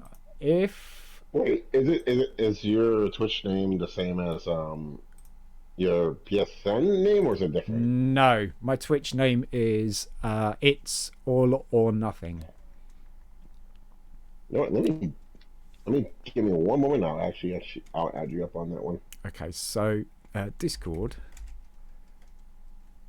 That's not how you spell Discord. Right, there we go. Discord. I get. I'll post the link to the Discord in here if anybody hasn't beaten me to it already. Invite people. Copy. All right, I want to throw this if you don't mind me saying this one. Twitch. I always think about this, and it's been recent. Like, you know how we can't spell certain like certain words, and I was saying certain words that you think that you would know on an everyday basis, and eventually, like a simple word that you would think, and you can't actually spell it out. You know, there was times that I keep telling myself that I'm like, I graduated from school, and and we end up forgetting like how to spell certain words. Yeah. It's hilarious enough when I think about it, and I'm like, I got a degree, and I'm just like, I'm still laughing to this day. Like, if I can't spell a simple thing, or if I'm with coworkers or friends, and we're still trying to figure out how the heck do we spell this out, I don't know. I'm not even offended. I just always, I don't know. It's just, I just find it funny. You know, we take in like, I guess in one case, like 12 years of school, or 13 if you count like preschool, and then give it like maybe 5 plus years, and then you think of like a word that you want to say. Yep. Well, we forgot it. We end up forgetting. I was like, wow. Okay, so people want to actually see if they can join your friends list on PlayStation, Acid. So what I'm going to do is I'm going to switch the screen over to the PlayStation, and you'll be able to see who it is. If that's okay with you, Acid, Skiller Unit wants to actually join you on your friends list on PlayStation. Is he a trophy hunter? Because Skiller is also a trophy hunter. It's not. I don't think he's too much of a die-hard trophy hunter like I was in respect of trying to be competitive. He's more of a person that plays quality games. Doesn't play any digital versions of games. He always collects discs, but he doesn't collect just normal discs. He does. You do like to try hard. You do like to try hard. Yes, you do. No, he collects special editions, limited editions. You know, real expensive stuff. Does like. Oh no, I gotta say that first one, that's hardcore. Okay. Me. Get the right. There we go. There's the Okay, right window. So there you go, Una. I don't mind. You can see who it is. It's Acid Duplex that is talking here with us. I go ahead and add them to PlayStation. Anybody else who wants to follow anybody on here, don't follow SinnTrophyHunter for God's sake. I heard that's an amazing dude right there. I'm just saying. I'm just saying. You know, I think a lot of people say the same thing, but no, I don't know. I don't think it's all cracked out. I don't think he's cracked out to be what he's making himself out to be. You know, I don't think he's all that special. A lot of people do. But that almighty Sharkster is a pleb. Oh well. See, you know, if I was going to follow anybody, I would follow SinnTrophyHunter before I did Almighty Sharkster. But you know, I do not blame you. I third that one. Was this got some chat here? So Sharky's just confirming that he is a trophy hunter. Is what his name. I do like try hard. Sin, yes. You know my games. I do. You did actually do a showcase on what you had, which was amazing. I can't tell you. I can't tell if you look like a tryhard because I don't know what you look like. I don't think he's actually trying to actually look like a tryhard, but Una does. He plays some pretty quality badass games. Binding of Isaac, that kind of thing. He's not shy. He's not shy. And my physical special edition things, yes. Oh, he streams too. I don't know. Does it? Acid, do you stream? I do stream. Oh, okay. Except it's a different name than what I have. Okay. Then yeah, people be like, I had some people go like, "Oh, I want to add you on stream." Like, who the hell is Acid Duplex? And I'm just like, well, that's me. But no, people always ask me, why do I not change my Twitch name and my Twitch name, my PSN name to my Twitch name? And I'm just like, despite the fact that Sony did give us the ability to change our names. Change it. Yes, but I do have a reason for that, and it's because my best friend actually made this account when I first owned the PS3. Right. And growing up, my best friend always had like the newest consoles whatsoever before I did. Right. And I was a little jealous, but you know what? I mean, eventually I ended up getting it. And when I first got it on Christmas, he came over and we was just going through the name. So he had a name that had acid as well. So I guess for like shits and giggles, he made duplex under mine. So every time we're in a party together, I'm like, hey, look, it's the two acids. And I'm just like, we're just laughing because we always like, we always just mess with people. And I'm like, you know what?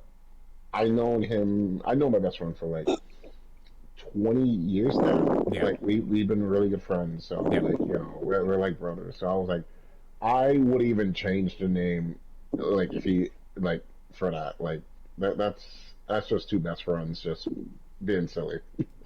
Yes, he did. Yeah, that was it. Deer Simulator. Did you stream that beforehand, Acid? I did, despite the fact that I still thought that it was a really weird game, but part of me thought, oh my god, it I don't know, I felt mesmerized. I think that was one of Sharky's latest platinums as well, wasn't it, Sharky? Is that the one you were telling me about, Deer Simulator? No. Oh, Deer Hunter. It was. No, for me, my last 3 platinums was Celeste. Yeah. Oh no, it's one that you're going to be working on, isn't it? Oh, Fallout 4. Fallout 4. Okay, so there's nothing to do with Deers at all. So where the hell did I get that from? So Belch is saying, I think that SinnTrophyHunter dude should make a swift return to the gaming scene. Ooh. Oh.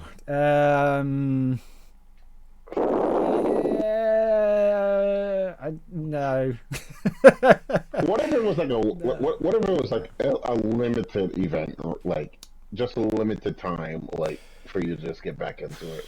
No, it's not because I'm scared of getting back into it and going back into the routes that I was in. That's not going to happen because I did have a goal.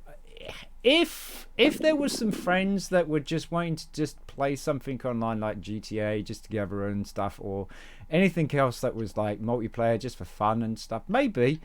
At the moment, a lot of my games have disappeared off my shelf. As you can see, you used to be able to see these games all along my shelf here. Now it's starting to get like loads of Lego boxes and stuff.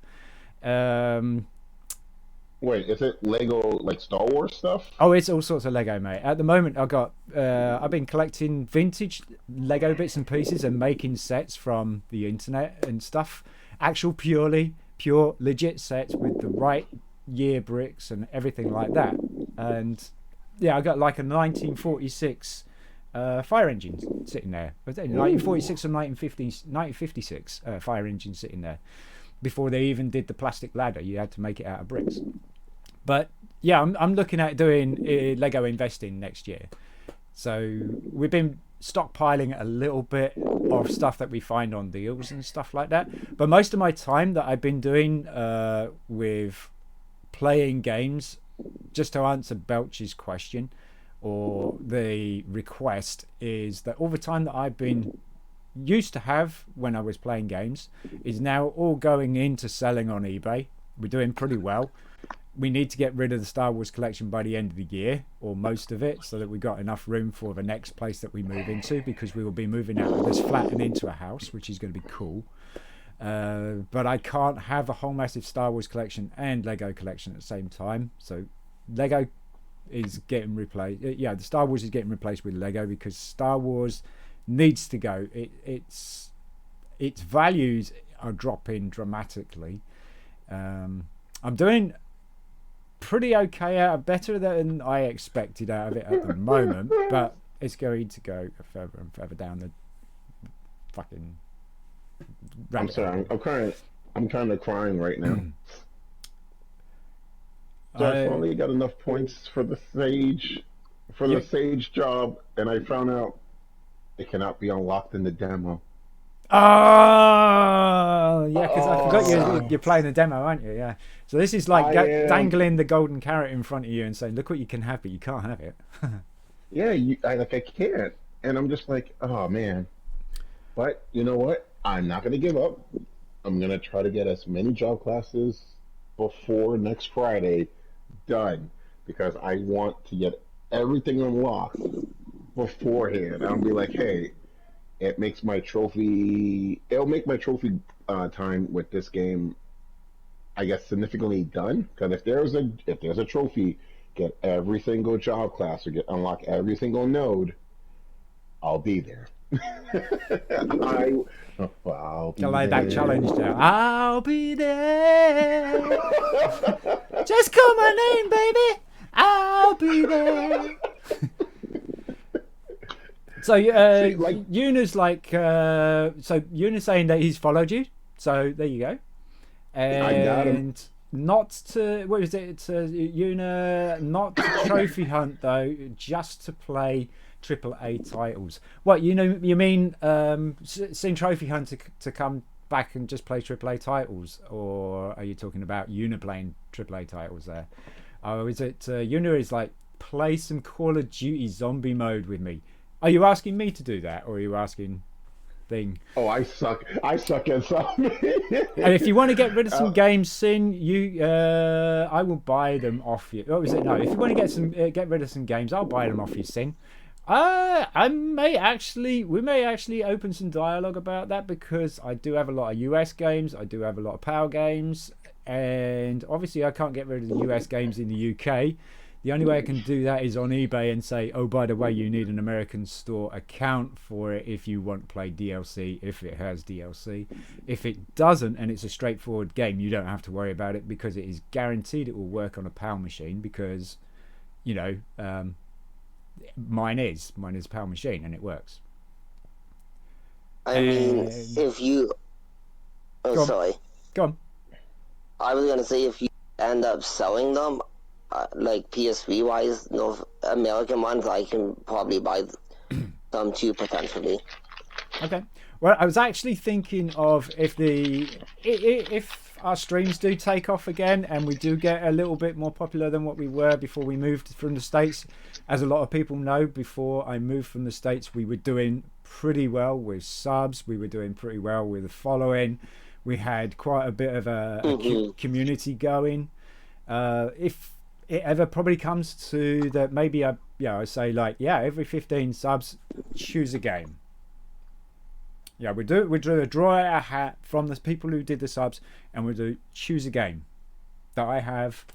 It has to be obviously something I have, otherwise, it's like. And that Hannah Montana game that we had forever, and what was it? The other one, what was that? My Riding Stables, Life with Horses.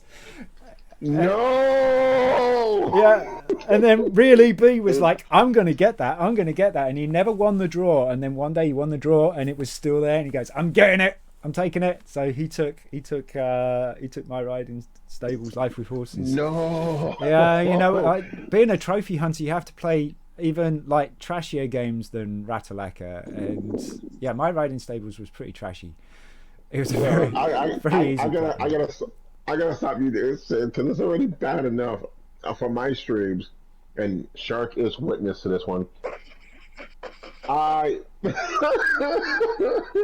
had someone that requested me to do My Riding Stables, all 3 parts. Yep. And 2 games of Paw Patrol. I wonder who that was. That was you. I wouldn't be surprised. I wouldn't put it past Sharky. I wouldn't put it past Sharky at all. But it even got worse one time. What was it? It was last September. Oh my God! So, sorry. So last September, I had a follower that came in when I was doing Castlevania Advanced Collection, which was a really good nostalgia game of Silent 3.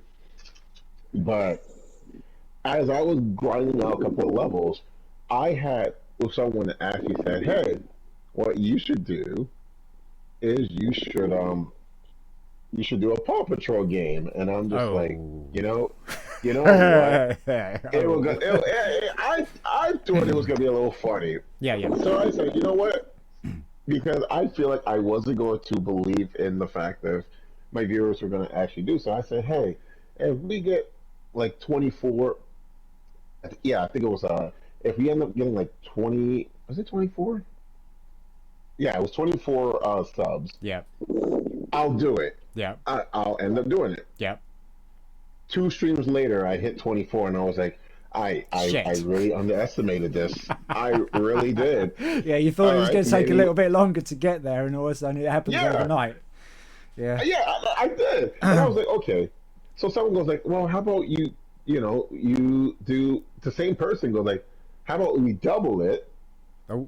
And like, you get 50, and like within 2 weeks, you get Peppa Pig. You do the Peppa Pig. Oh, I did Peppa Pig. I did Peppa Pig. I did. Peppa Pig. I did. Came out like 3 weeks before I even got it. Yep. So next thing you know, within 3 streams, hit 50. I was like, I don't even. I feel like I underestimated the amount of individuals that wanted to see it. Yep. And I don't think it's so much they want to see it. It's because, it's this stupid thing that people love watching people or actually having control of other people to go and put them in a destiny where they have to play Peppa Pig.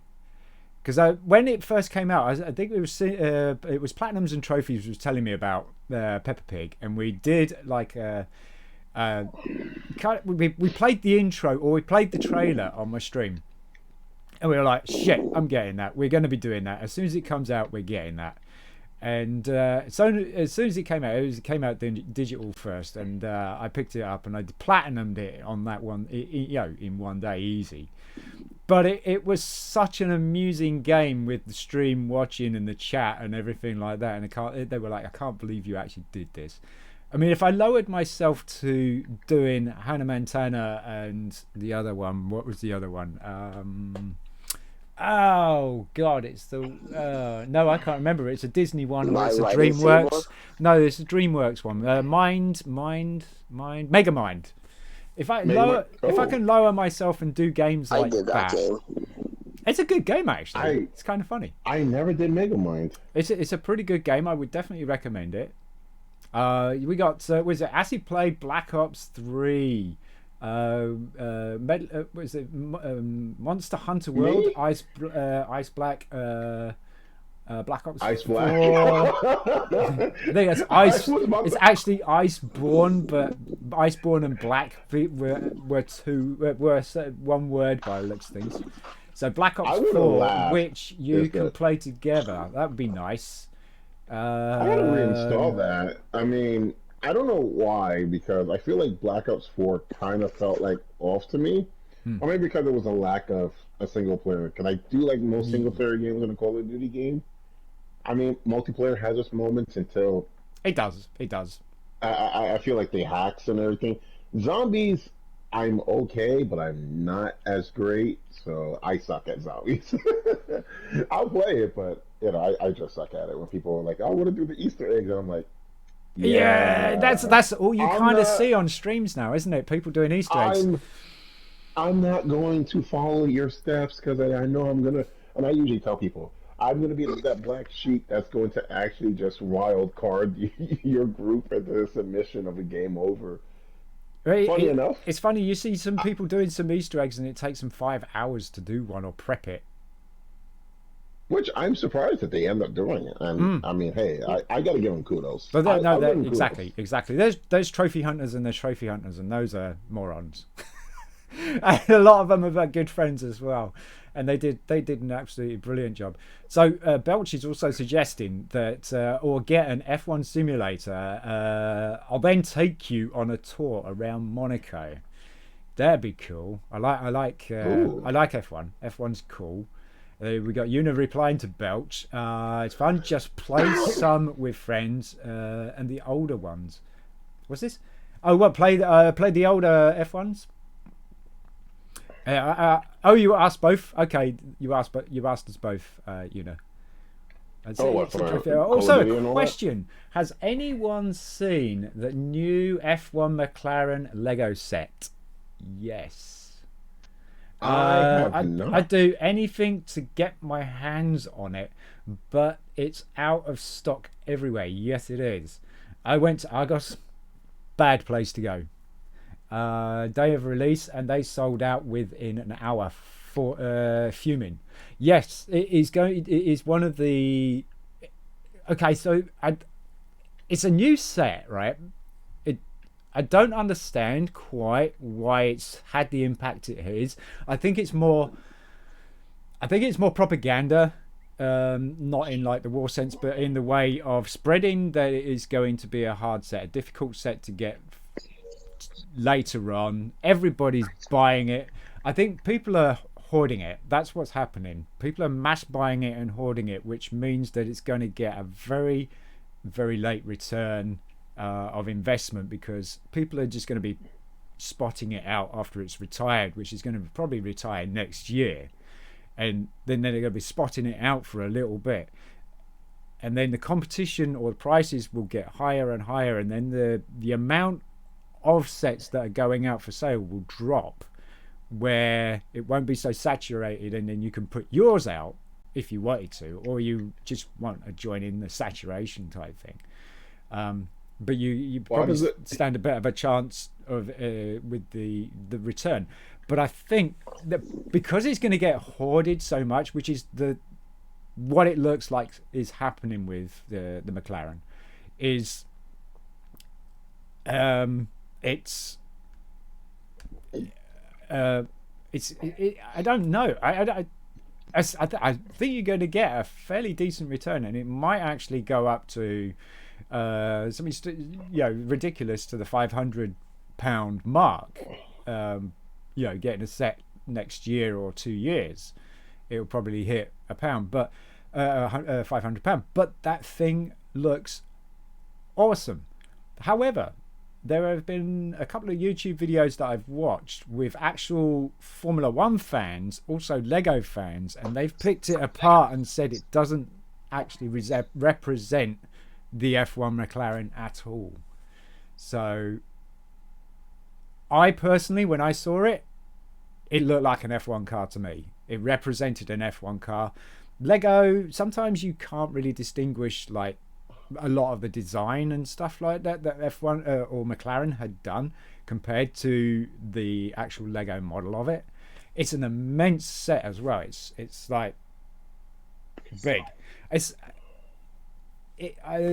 not. I don't think it's as big as the Lamborghini Sion, but that is a set that I want to get my hands on, is Lamborghini Sion, and that's actually coming down in price. It's got about 250 now. It's nowhere near my range yet, and if I got it, I'd build it. It would also be a fairly good set for investment. So there's a lot of things, but those are for different kind of videos, because we do the Lego investment channel or the Lego building channel, as well as the just podcasty type channel, which is what this is. But thanks for your comment there, Belch. And yes, I have, and yes, it is very hard to get. You could probably pick it up later on. I would say your best place is Lego stores, the actual legitimate Lego stores in towns.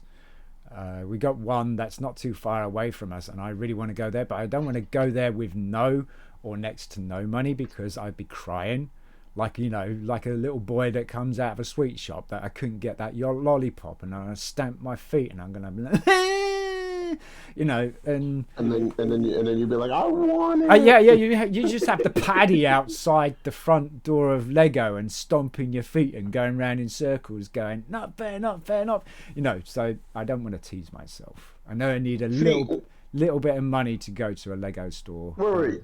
So here's a question for that one. So going through like nostalgia right there. Now, would it be easy as an adult acting like a kid because you want it, or exactly, or being a kid asking their parent to actually buy it, and then you know the answer's going to be no. Well, yeah, you know the And answer's going to be no. and, As you're a kid, you don't think about money, do you? You don't think about where it comes from. It's like you know that your parents do this miraculous thing of getting an item out of nowhere, you know.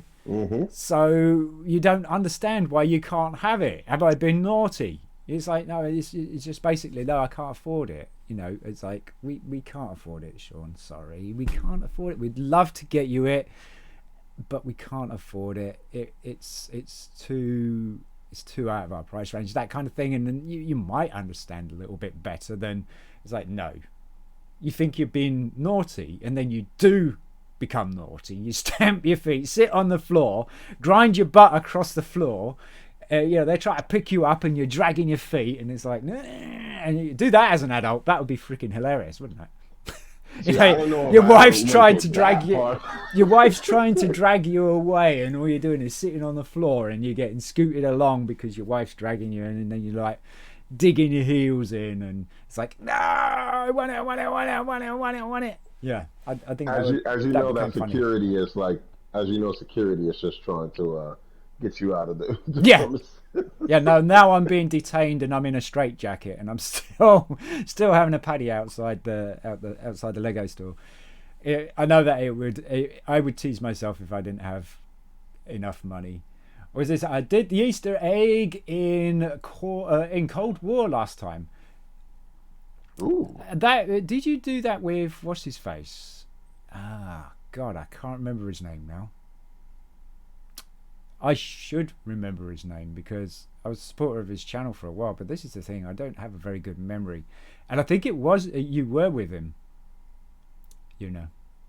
Was it? I don't necessarily like Lego. Heck, I love Lego, man. I just love Formula One. Yes, I know you're a big Formula One fan because when you first joined the channel and stuff, and then we were talking about a few sports, and you're a Spurs fan and stuff like that. No, you're a Spurs fan, you're a Chelsea fan. And you were talking to DJ and Dark, and then you were like, do you like sports? And I was like, man, I'm not really into sports, but I do like Formula One back in the day. Used to love it. And then you were like, oh my God. So yeah, I know that you're a big F1 fan. F1, and the McLaren car is driven by my favorite driver, Lando Norris. See, I'm not that well versed in the newer side of Formula One. It's Chelsea. Yes. Yeah, I corrected myself. It's not Tottenham. Those two are Tottenham. You're Chelsea, and then they're like, ooh. So what is this? From watching Formula One, you can see what the product is. Yeah, you can. You certainly can. The front wing and the back wing are not based on the new 2022 car.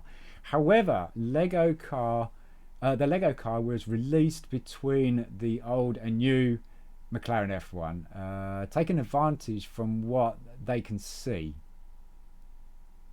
Oh no, hang a minute. F1 cars, they couldn't add they couldn't add an awful lot of detail. I'm really having a hard time with this. From the new model due to the early leaks. Yes. Yeah, like the embargo and stuff like that. And other terms taking advantage from what they can see. And I'd say it's definitely worth 160 price tag. Yeah, absolutely.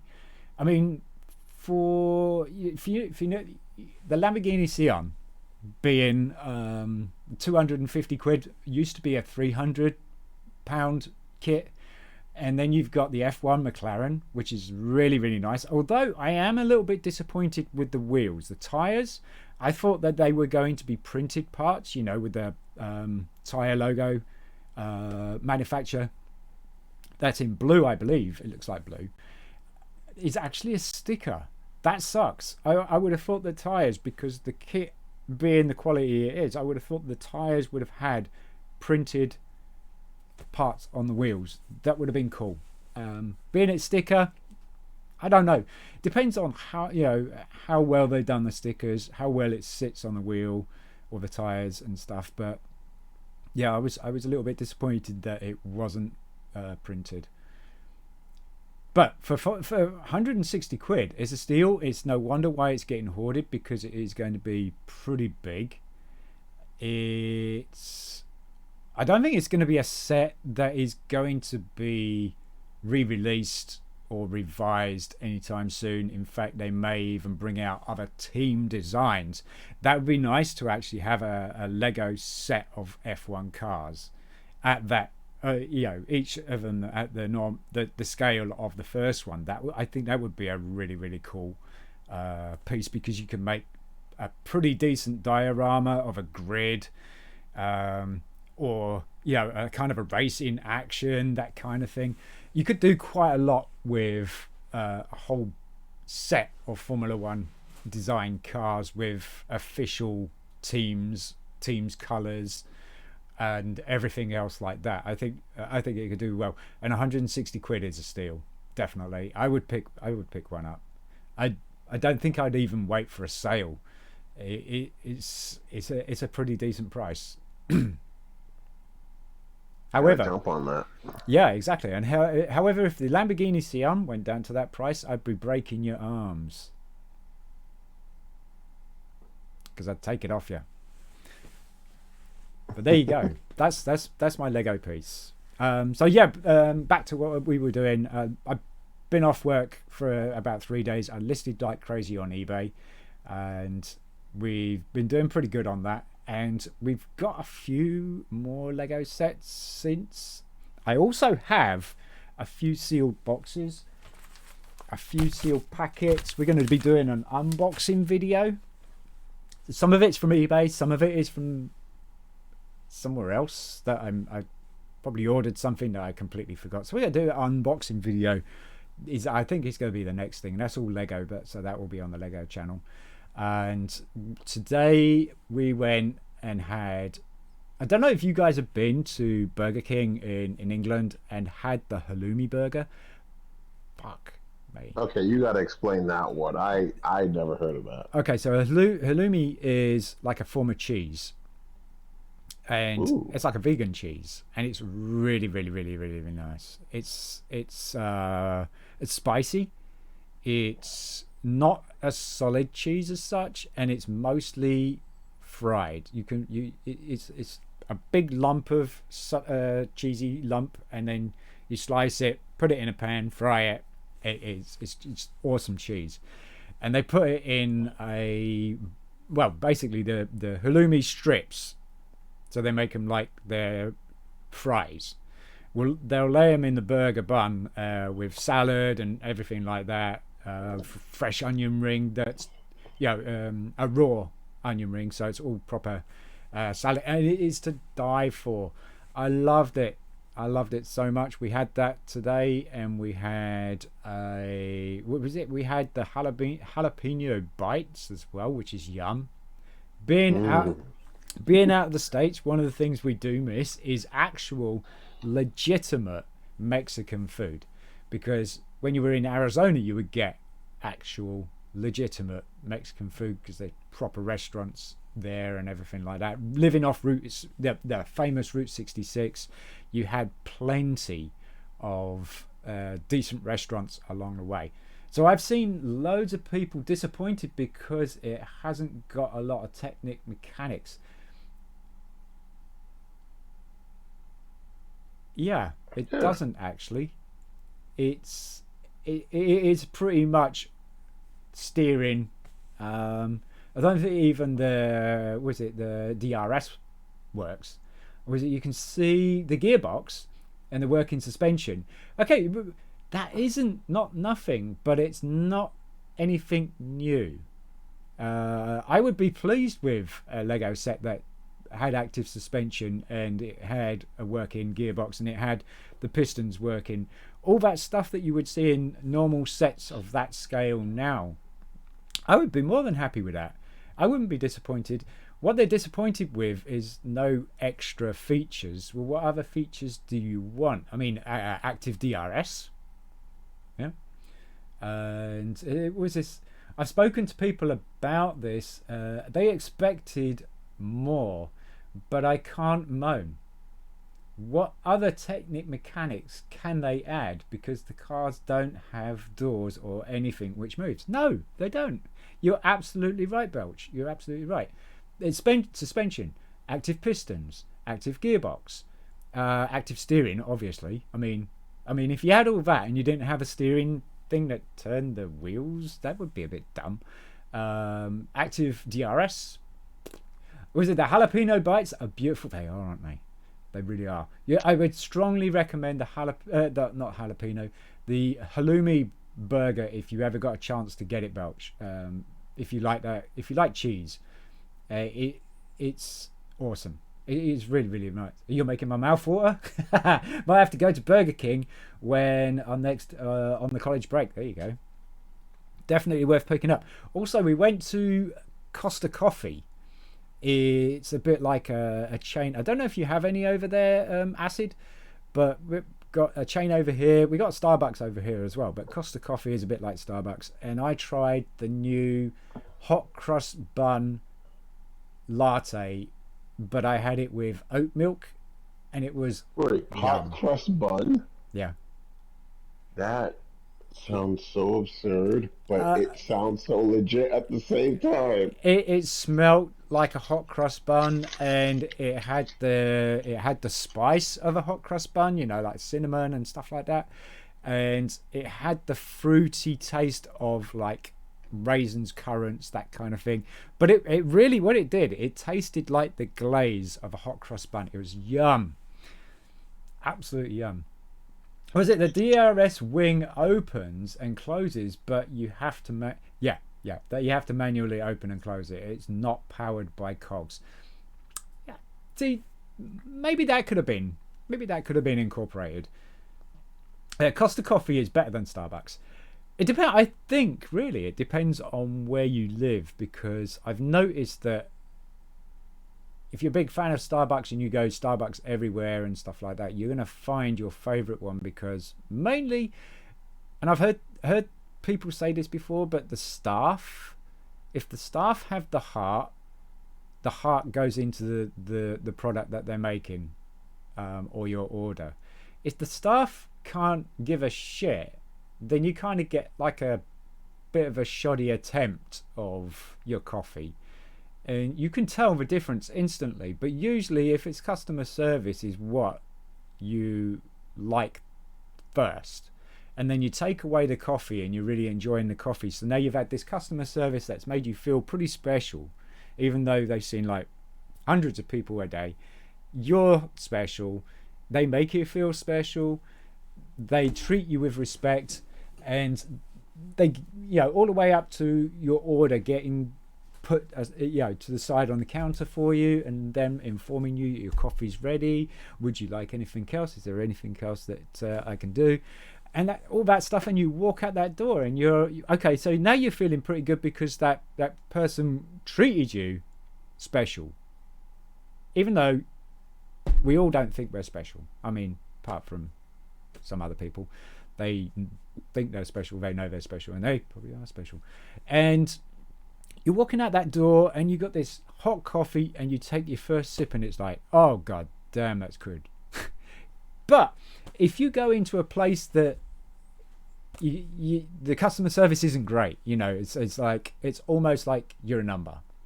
So it's like, okay, well, you know, and then there's no real attempt and they rush your drink just to get, you know, home or wherever.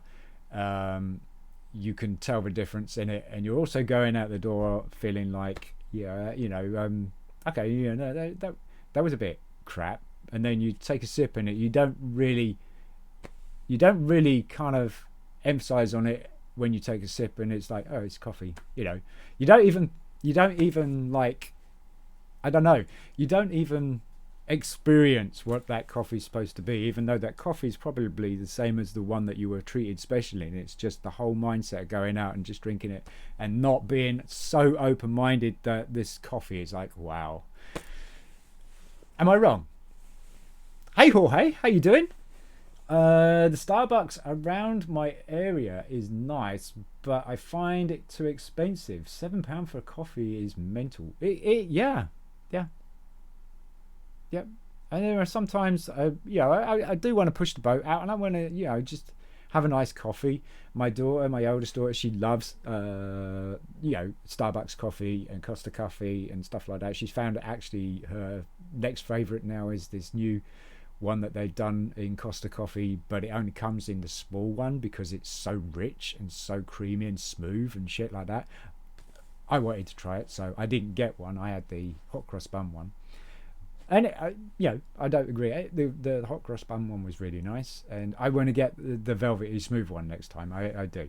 I got itchy nose here. So Jorge, hi Sin. Was just about to head to bed and noticed that you were streaming. So popped in just to say hi. Hope everything's okay. Hopefully speak soon when I'm feeling. Oh, you're not doing too good again, Jorge. Okay, mate. No worries. Well, I appreciate you coming in, mate. We're going to wrap it up.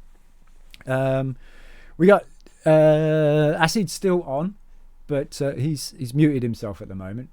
I don't know whether he knows that or not. Oh, I did, only because I was eating. Okay. Little bite.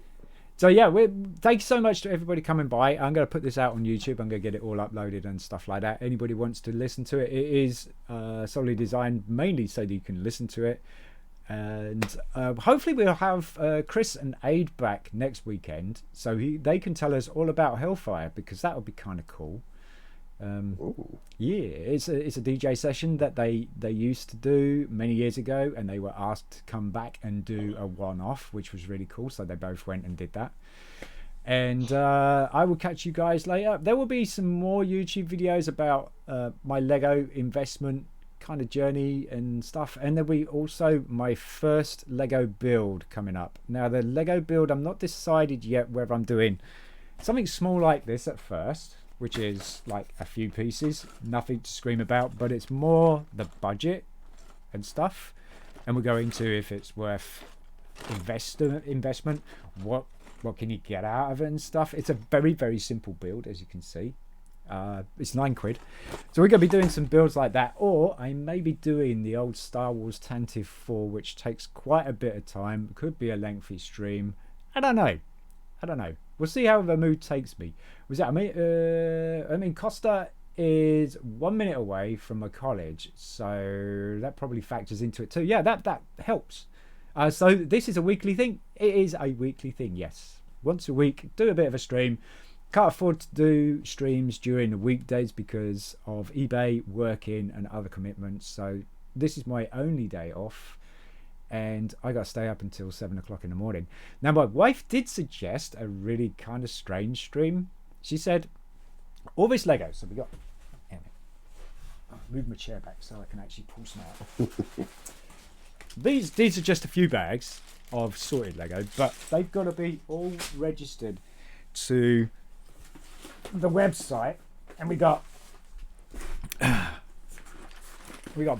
boxes as well, quite a few boxes under the desk. And my wife said, why don't you stream sorting Lego, because really what you're doing is you're sorting Lego but you're chatting to people and stuff like that. And I was like, that might actually be okay to do. So I might just come back on later on, because today is my day off and it's usually my Lego sorting day, eBay listing day, but usually I list earlier on in the day because it's a bit more sociable and stuff like that.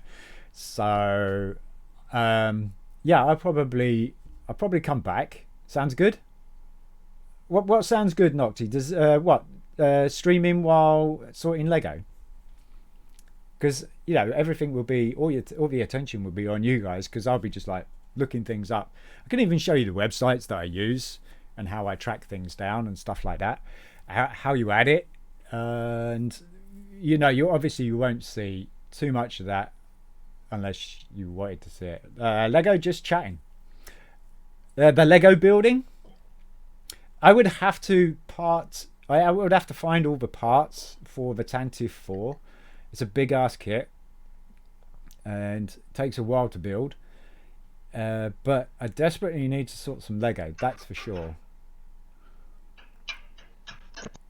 So you stream till 7, Sin, or stream till 6. Stream till 6, because then I've got a little bit of what was that, 1 hour extra in bed before I actually have to go to bed before work. So Lego just chatting. Sounds good. Yeah, me and Oxy have actually been working on a few what's the names, overlays and some intro artwork for the Lego build streams that we'll be doing. But if I don't search for the parts for the Tanty 4, there's going to be a lot of Lego brick rustling, which may be a little bit less entertaining than actually having the parts out and put in certain areas so that I can do it. Also thought of an idea of building Lego, not blindfold, but the build actually being covered so that you can see it but I can't see it, and try and build it just by feel. I would have the instructions in front of me, so I would know that I need a 2x4 or something like that, but it could be a different coloured 2x4. We could have like a multicolored build that would be going on, but I thought that might be interesting to see if I can build without looking at it. You could even stream setting up Lego scenes.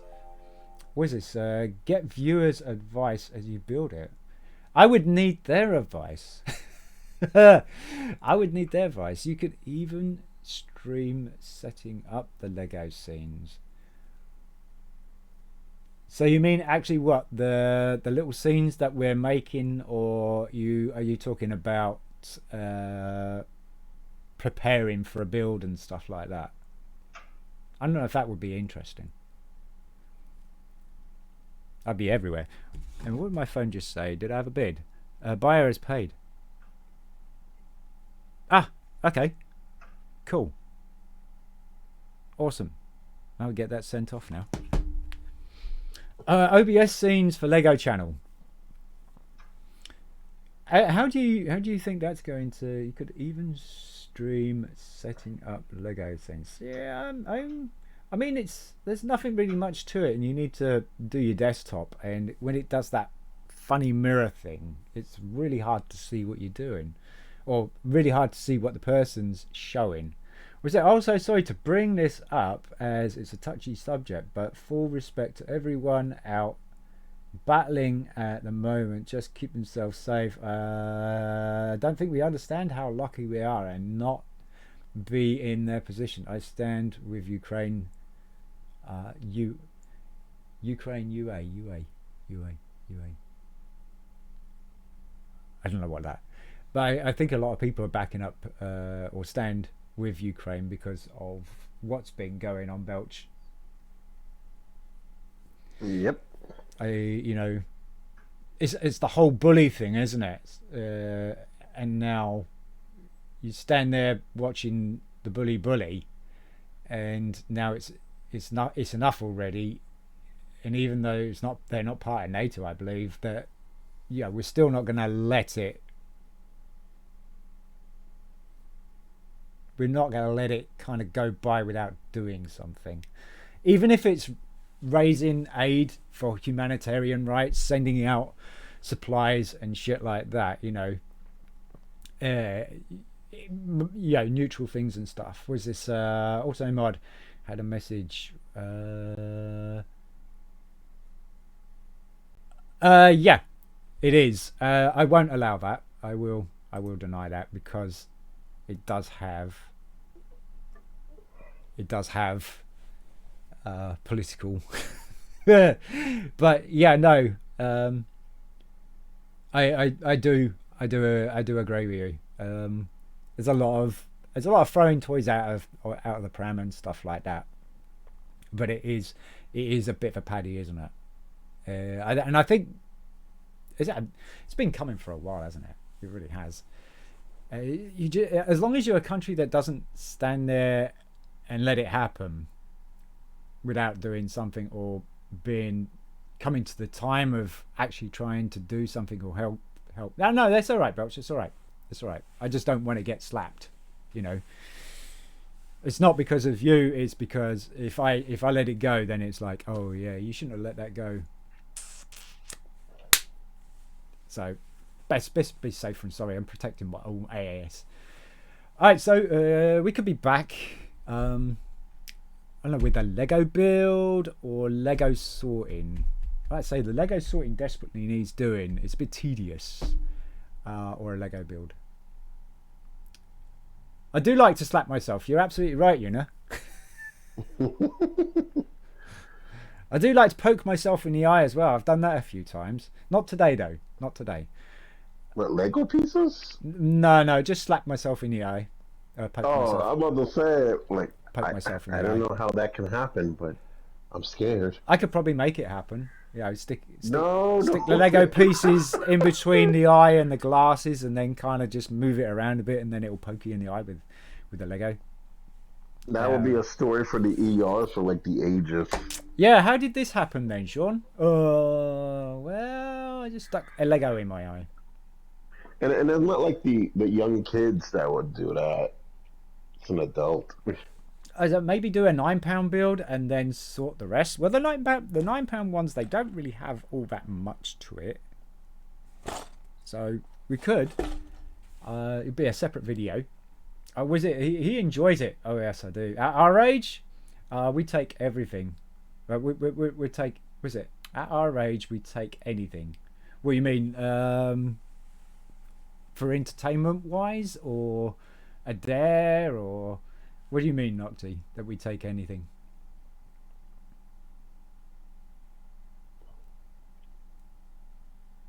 And how was family time, by the way? Tony time is family time.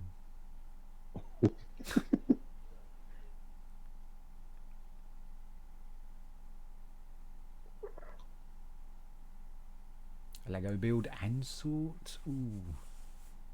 Yeah, I'd really love to do the Tantive 4, but it's somewhere.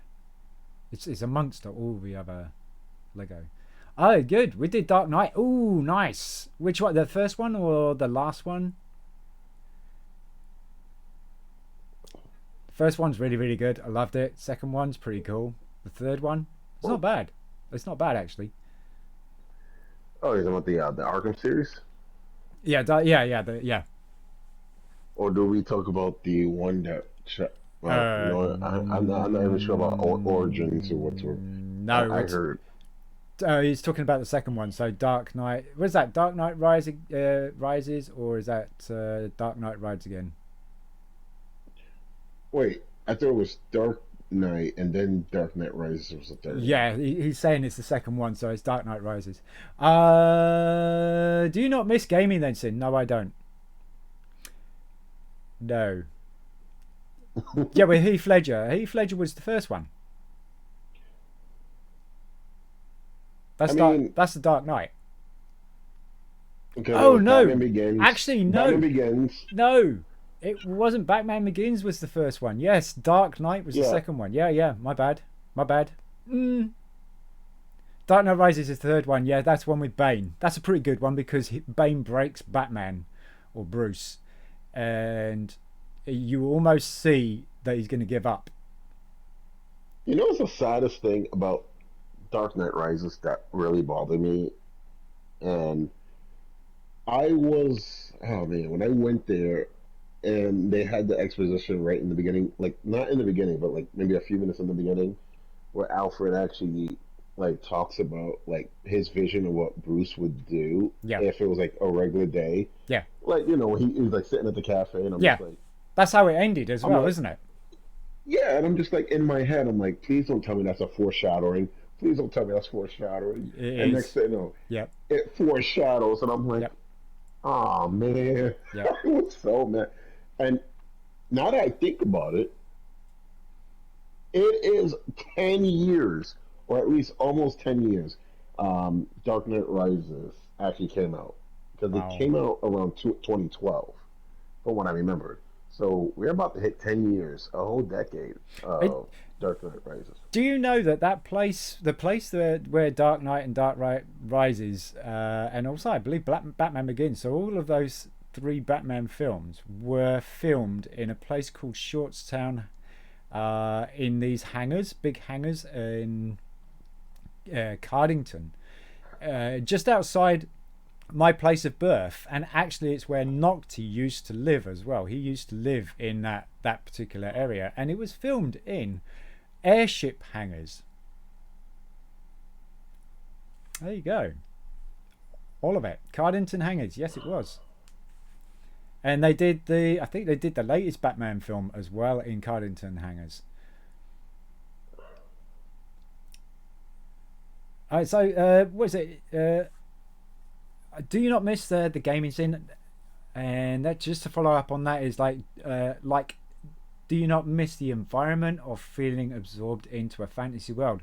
I don't know how I could live without it. You know, I didn't think that I could live without it either. And, you know, I'm this all or nothing kind of person, so I'm either going to do it or I'm not going to do it. And it came to the point where I'm enjoying making money on eBay. I only have a certain amount of time, so it's either one or the other. And at the moment, making money on eBay is the priority, so that I can prepare for 2023 with the investment program that hopefully we will do. Without doing that, I can't get that working. And in order to do that, I have to sacrifice and stop gaming. Now, it was a perfect point for me to not game, because we'd done what we were set out to do in the trophy hunting aspect of it, being like the top 1,000 in the UK, in the world, and in the US. And going from there, it was like analyze. I said this a little bit earlier on in the stream, that analyze what I would have to do to make it go forward a little bit more. Do I want to go forward anymore? Because when I first started streaming and announced my goal of what I was set out to do was to be the top 1,000 in the world, United States, and possibly the UK. Because I lived in the United States, it was always the United States and the world at the time. That I even said, when I get to that, what am I going to do next? My honest answer was, I don't know. You know, and then when I came to the conclusion of it a couple of months ago and said, do I want to go any further? And I was brutally honest that it's no, I don't want to go any further. There would be too much at risk. One being my family, because to be as good as that, you're going to have to make some real personal sacrifices. And is it worth doing that? Of course it's not. If I'm not a family person and I was singleton and I didn't even have a girlfriend and I wasn't even interested in a social life, yeah, and I would be world's number one if I had that kind of life. But I don't. I have a family life, and I have a job as well. Not to say that some of the top trophy hunters don't have jobs. I'm just saying that the job takes up time, family takes up time. Gaming is there's not much time left, so I would rather make money and prepare for the next investment than play games. It took me 3 years to do what I did, so it's not really wasted time in my life. If it had been 15 years of doing it, I would have probably been kicking myself, and I'd probably be groveling to my wife saying, I'm so sorry for wasting 15 years of chasing this dream in the cyber world and stuff like that, and not actually being there for my family and stuff. But 3 years, I don't feel so bad about it. For 3 years, I'm 50, so 3 years out of 50, I obviously haven't been playing games since I was 3, or since I was born, but you get the gist. This sounds personal, but does the Twitch money not supply enough? And it was never about the Twitch money, mate.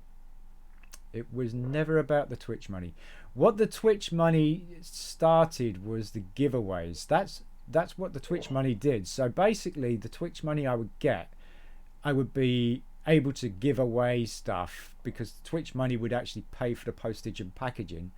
And then we got really popular to the point where we could actually buy a game brand new on demand, play it, send it out, and still the subs were paying for it, because we were getting like 50 subs for consistency. We were getting 50 subs, which was really cool. I was enjoying that because it was supporting giveaways left, right and center. It was supporting a lot of things. It was getting us quite popular. And then it's never been about the money. If I were to make money, I wouldn't be doing Twitch. But the reason why I'm trying to make or making money now is because there is an investment that I want to do, and in order to do that I need to sell my old investment. There we go. Was that I have respect. If you don't want to answer that personal question, no, there you go. I answered it. That was deep. It was never about the money, and I think a lot of people who know me from the channel before you came in, Belch, they will testify to you that it was never about the money.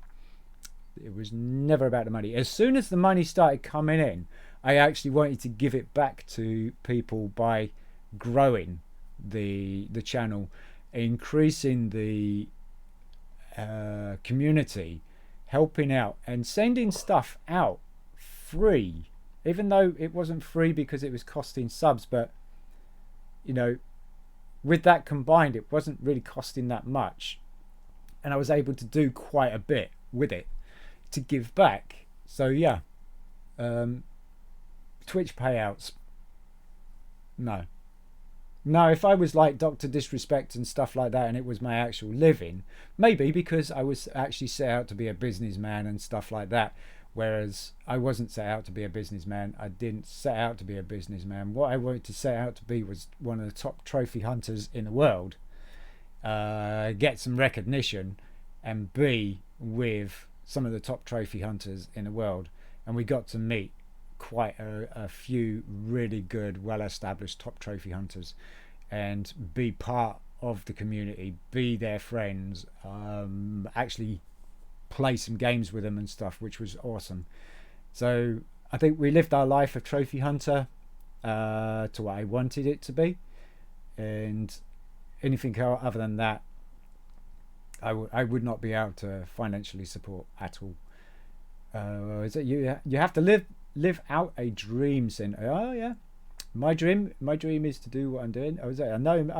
I meant that. Would the Twitch money be more than eBay money? No, I'm making much more on eBay than I ever did on Twitch. I was doing like, but it's good. But it is good that you make friends with a lot of people and all that, because at the end of the day, it's all about entertaining others. It was all so it all started with Matty Matt, and Matty Matt then asked me to join him, and then we became partners in crime, as it were, and then we built up such a good community. It was a very strong community, and we were all about charity. Then Nocti came in. Nocti is like the charity king.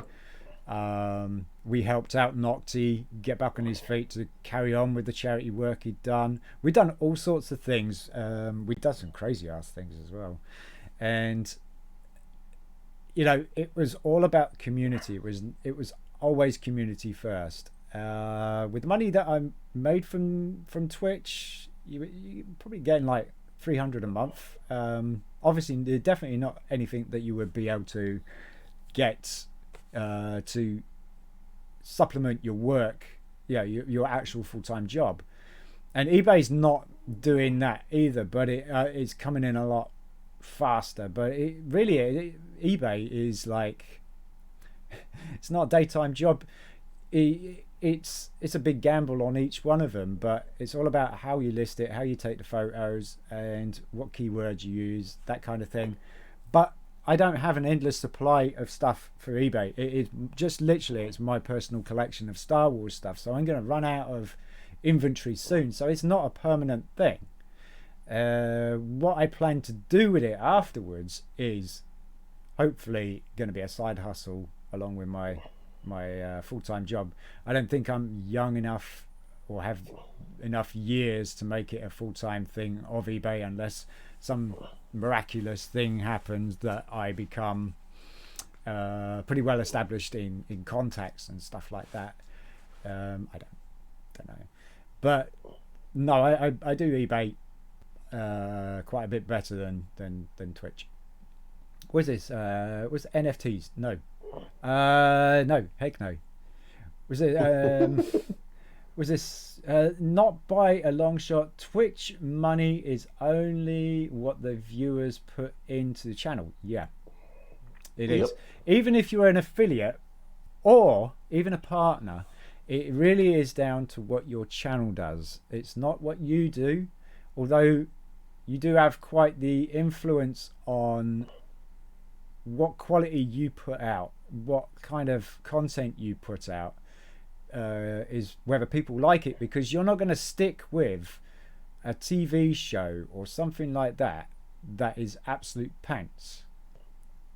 You might watch it for the first couple of episodes because, you know, it's a new show and you want to see if it gets better. Good example, you watch the early seasons or the early episodes of Star Trek Next Generation and it's like, oh, what is this? But later on becomes a phenomenon. It looks after itself. It actually lives up to the expectations of what Gene Roddenberry would have wanted and stuff like that. But it was really rough around the edges at first. In fact, you'd be like laughing.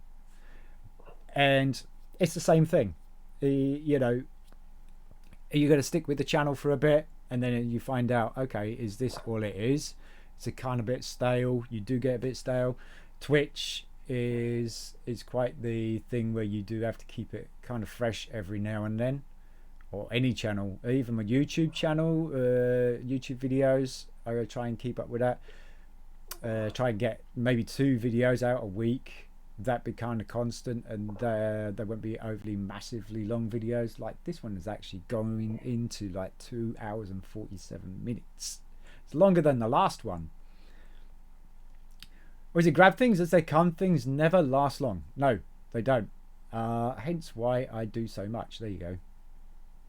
Yep. Get all your fingers in those pies. Get into crypto, Sin, and NFTs. No, I don't want to do that. I don't want. I actually looked. There was a website I was looking at, and it was quite bizarre and funny. And then I signed up to more information, and now I keep getting phone calls and phone calls and phone calls from people who have like Asian or Indian accents, and they're trying to do bitcoins, and I'm like, nope. If it would have been like 7 years ago, yeah, but I think it's been watered. I think it's been dried out. I think it's been, you know, it's been drained, shall I say. The Bitcoin now is not as powerful as it used to be, not as easy as it used to be and shit. And what I don't get about this is they put a video out and it's an advert, right? So first of all, what YouTube, why would you put a video out of a company that made the video in 2016 and they're saying in the video that it's free to start or free information, when you find out that you actually go and sign up because it's free, so it's not going to hurt to read the information or get a little bit more information on it, and then find out it's £250 buy-in. It's like, okay, well, £250 buy-in isn't too bad, and Bitcoin might work. You might get a bit of investment in on it. Yeah, exactly. Why would YouTube put an advert out that is 16 years old? Don't people watch these adverts to preview them, to say, yeah, okay, we could put that out, or put a 16-year-old advert out that is free to join, but then you find out it's not, and it's actually been handed down to various different companies afterwards, so it's not the company you're watching on the video for the advert and stuff. And yet stop or make it difficult for content creators to make videos, make a living. Although, having said that, the copper thing has now settled down and everybody knows where they stand and stuff. But beforehand, I'm talking about beforehand, and it was this is like before 2016, so there still isn't really any excuse. Why put out adverts like that but make it difficult for us to put our content out that is a little bit more legitimate than a 2016 advert? Just my thing there, right? Will you not get into the cryptocurrency? It's on the low at the moment, so you can make some wonga. Could. I respect your opinion, Sin. I have no stocks in it as I don't trust it, but my mate has a lot in it, and it could work out really, really well for your mate, and you could be kicking yourself. But I think, these people actually made this thing work if it's legitimate, the whole advert thing or whatever. And because I've been watching a lot of investment videos, I'm always getting investment ads now because it's all working on algorithms, isn't it? And so these algorithms are okay, but they're also very bad because now you're getting filtered to the people who have the right con for you. Be it whatever. A really good example was there's one that I got conned. I'm sure it's con, but I lost that £100. That's all. So it could have been a lot worse. But a UCS Millennium Falcon advert came up on Facebook, of all things. Ooh. Now it wasn't on mine. Someone had posted it on my wall. That is a friend and stuff. And it was of the store, and it had UCS Millennium Falcon, Star Destroyer, and the Death Star and stuff like that, Lego sets, all going for £89 each. And I was like, is this real? So I clicked on the link, and yeah, sure enough, it took me to a site. Now, okay, I was like, all right. It's a little bit unreal, but 89. If I'm going to do anything, I'm going to lose 89. So I ordered a UCS Millennium Falcon, and it hasn't been quite the time yet where it will be past when it should have been arrived, but it's all a little bit make-believe, I think, because when I went back to the store website, because I bookmarked it, went back to the store website address had changed, and the whole front of the website had changed as well. So not only had they changed their little logo in the URL window that you would have, but they changed the layout. They still had all the stuff, but what was really funny, and I should have tested this out first, they had all the Twitter, Facebook, all that shit at the bottom. If you click it, it takes you to yours. It don't take you to the companies, and I should have tested that out first. So I lost out. I think I lost out on £100 now, or 80 quid. Now, if for some reason it is actually legit, and I do get a Falcon or something like that, that's cool. But yeah, you win some and lose some. But that's what the algorithm has done, because I've been doing Lego and going into investment and shit like that, that they're all pointing me into these particular con artists. And so now at the moment I'm constantly getting called on my phone, and I'm blocking some really new numbers. It's like, don't call me while I'm in bed. So they call me, and it's like, hello, is that Mr. Such and Such? And I'm like, yeah. And he goes, how are you doing today? I'm like, I'm in bed, I'm asleep. I was like, oh, okay, well, let me tell you. And I'm like, no, I'm in fucking bed, I'm a night shift worker, leave me alone. And then there was one that made a fatal mistake, because they didn't tell me who they were, they didn't tell me what they were, and one turned round to me, and because I was a little bit dopey, and I said, yeah, I'm in bed, and said, oh, well, I'm calling on behalf of such and such Bitcoin. And I was like, aha, now I know who you fuckers are. So now I block all the things, and I had a phone call today, and it was a woman, and it was a Indian woman. Hello, is that Mr. Temple? Can you please hold? I hand it over to somebody else. Thank you. And then I was like, oh no. Okay. And then this gentleman comes on. Hello, how are you doing today, sir? And I'm like, hi, yeah, I'm doing okay. And very good. I am calling from, and I'm like, okay, if this is Bitcoin, I am not interested. Thank you so much. Goodbye. And I didn't even get up. Wait. It's like, fuck. I actually was even called an arsehole by a lady. And it was basically because now I know it's Bitcoin, and she said, hello, can I speak to? And I was like, yeah. And I was like, yeah. And she goes, how are you doing today? Again, I'm in bed. Every single fucking time they call me, I'm in bed. And so I told her I was in bed and stuff like that. And she said, oh, I'm so sorry, and such and such. And I was like, look, if this is about Bitcoin, I am not interested, because I let her do the spiel. I let her throw her fucking guts out and stuff like that. And then it was my turn, and I said, look, if this is all about Bitcoin, I'm not interested. And she went, arsehole. And I was like, whoa, you want somebody to join you and you call someone an arsehole? And now I'm publicly saying it on YouTube? Go fuck yourself. There you go. I mean, hey, you have the right to say it. I mean, I do. I didn't tell her because, I'm still dopey and stuff like that. And I could have actually said, wait, hold on a minute. Now you just called me an arsehole. Actually, a fucking arsehole. And you want me to join your little group? Is this how you treat your customers? Because I've been in the customer service business, and I know for certain 100% that you do not call your customers arseholes. You think about it. You say it in your head. You don't say it out loud, you stupid cow. You say it in your head. I mean, we all have. I mean, you go to Boots and you'll probably have something, and this person's almost like 5 minutes over their lunch break, and they're killing you in their head. And you got like a packet of Durex or something like that, something stupid.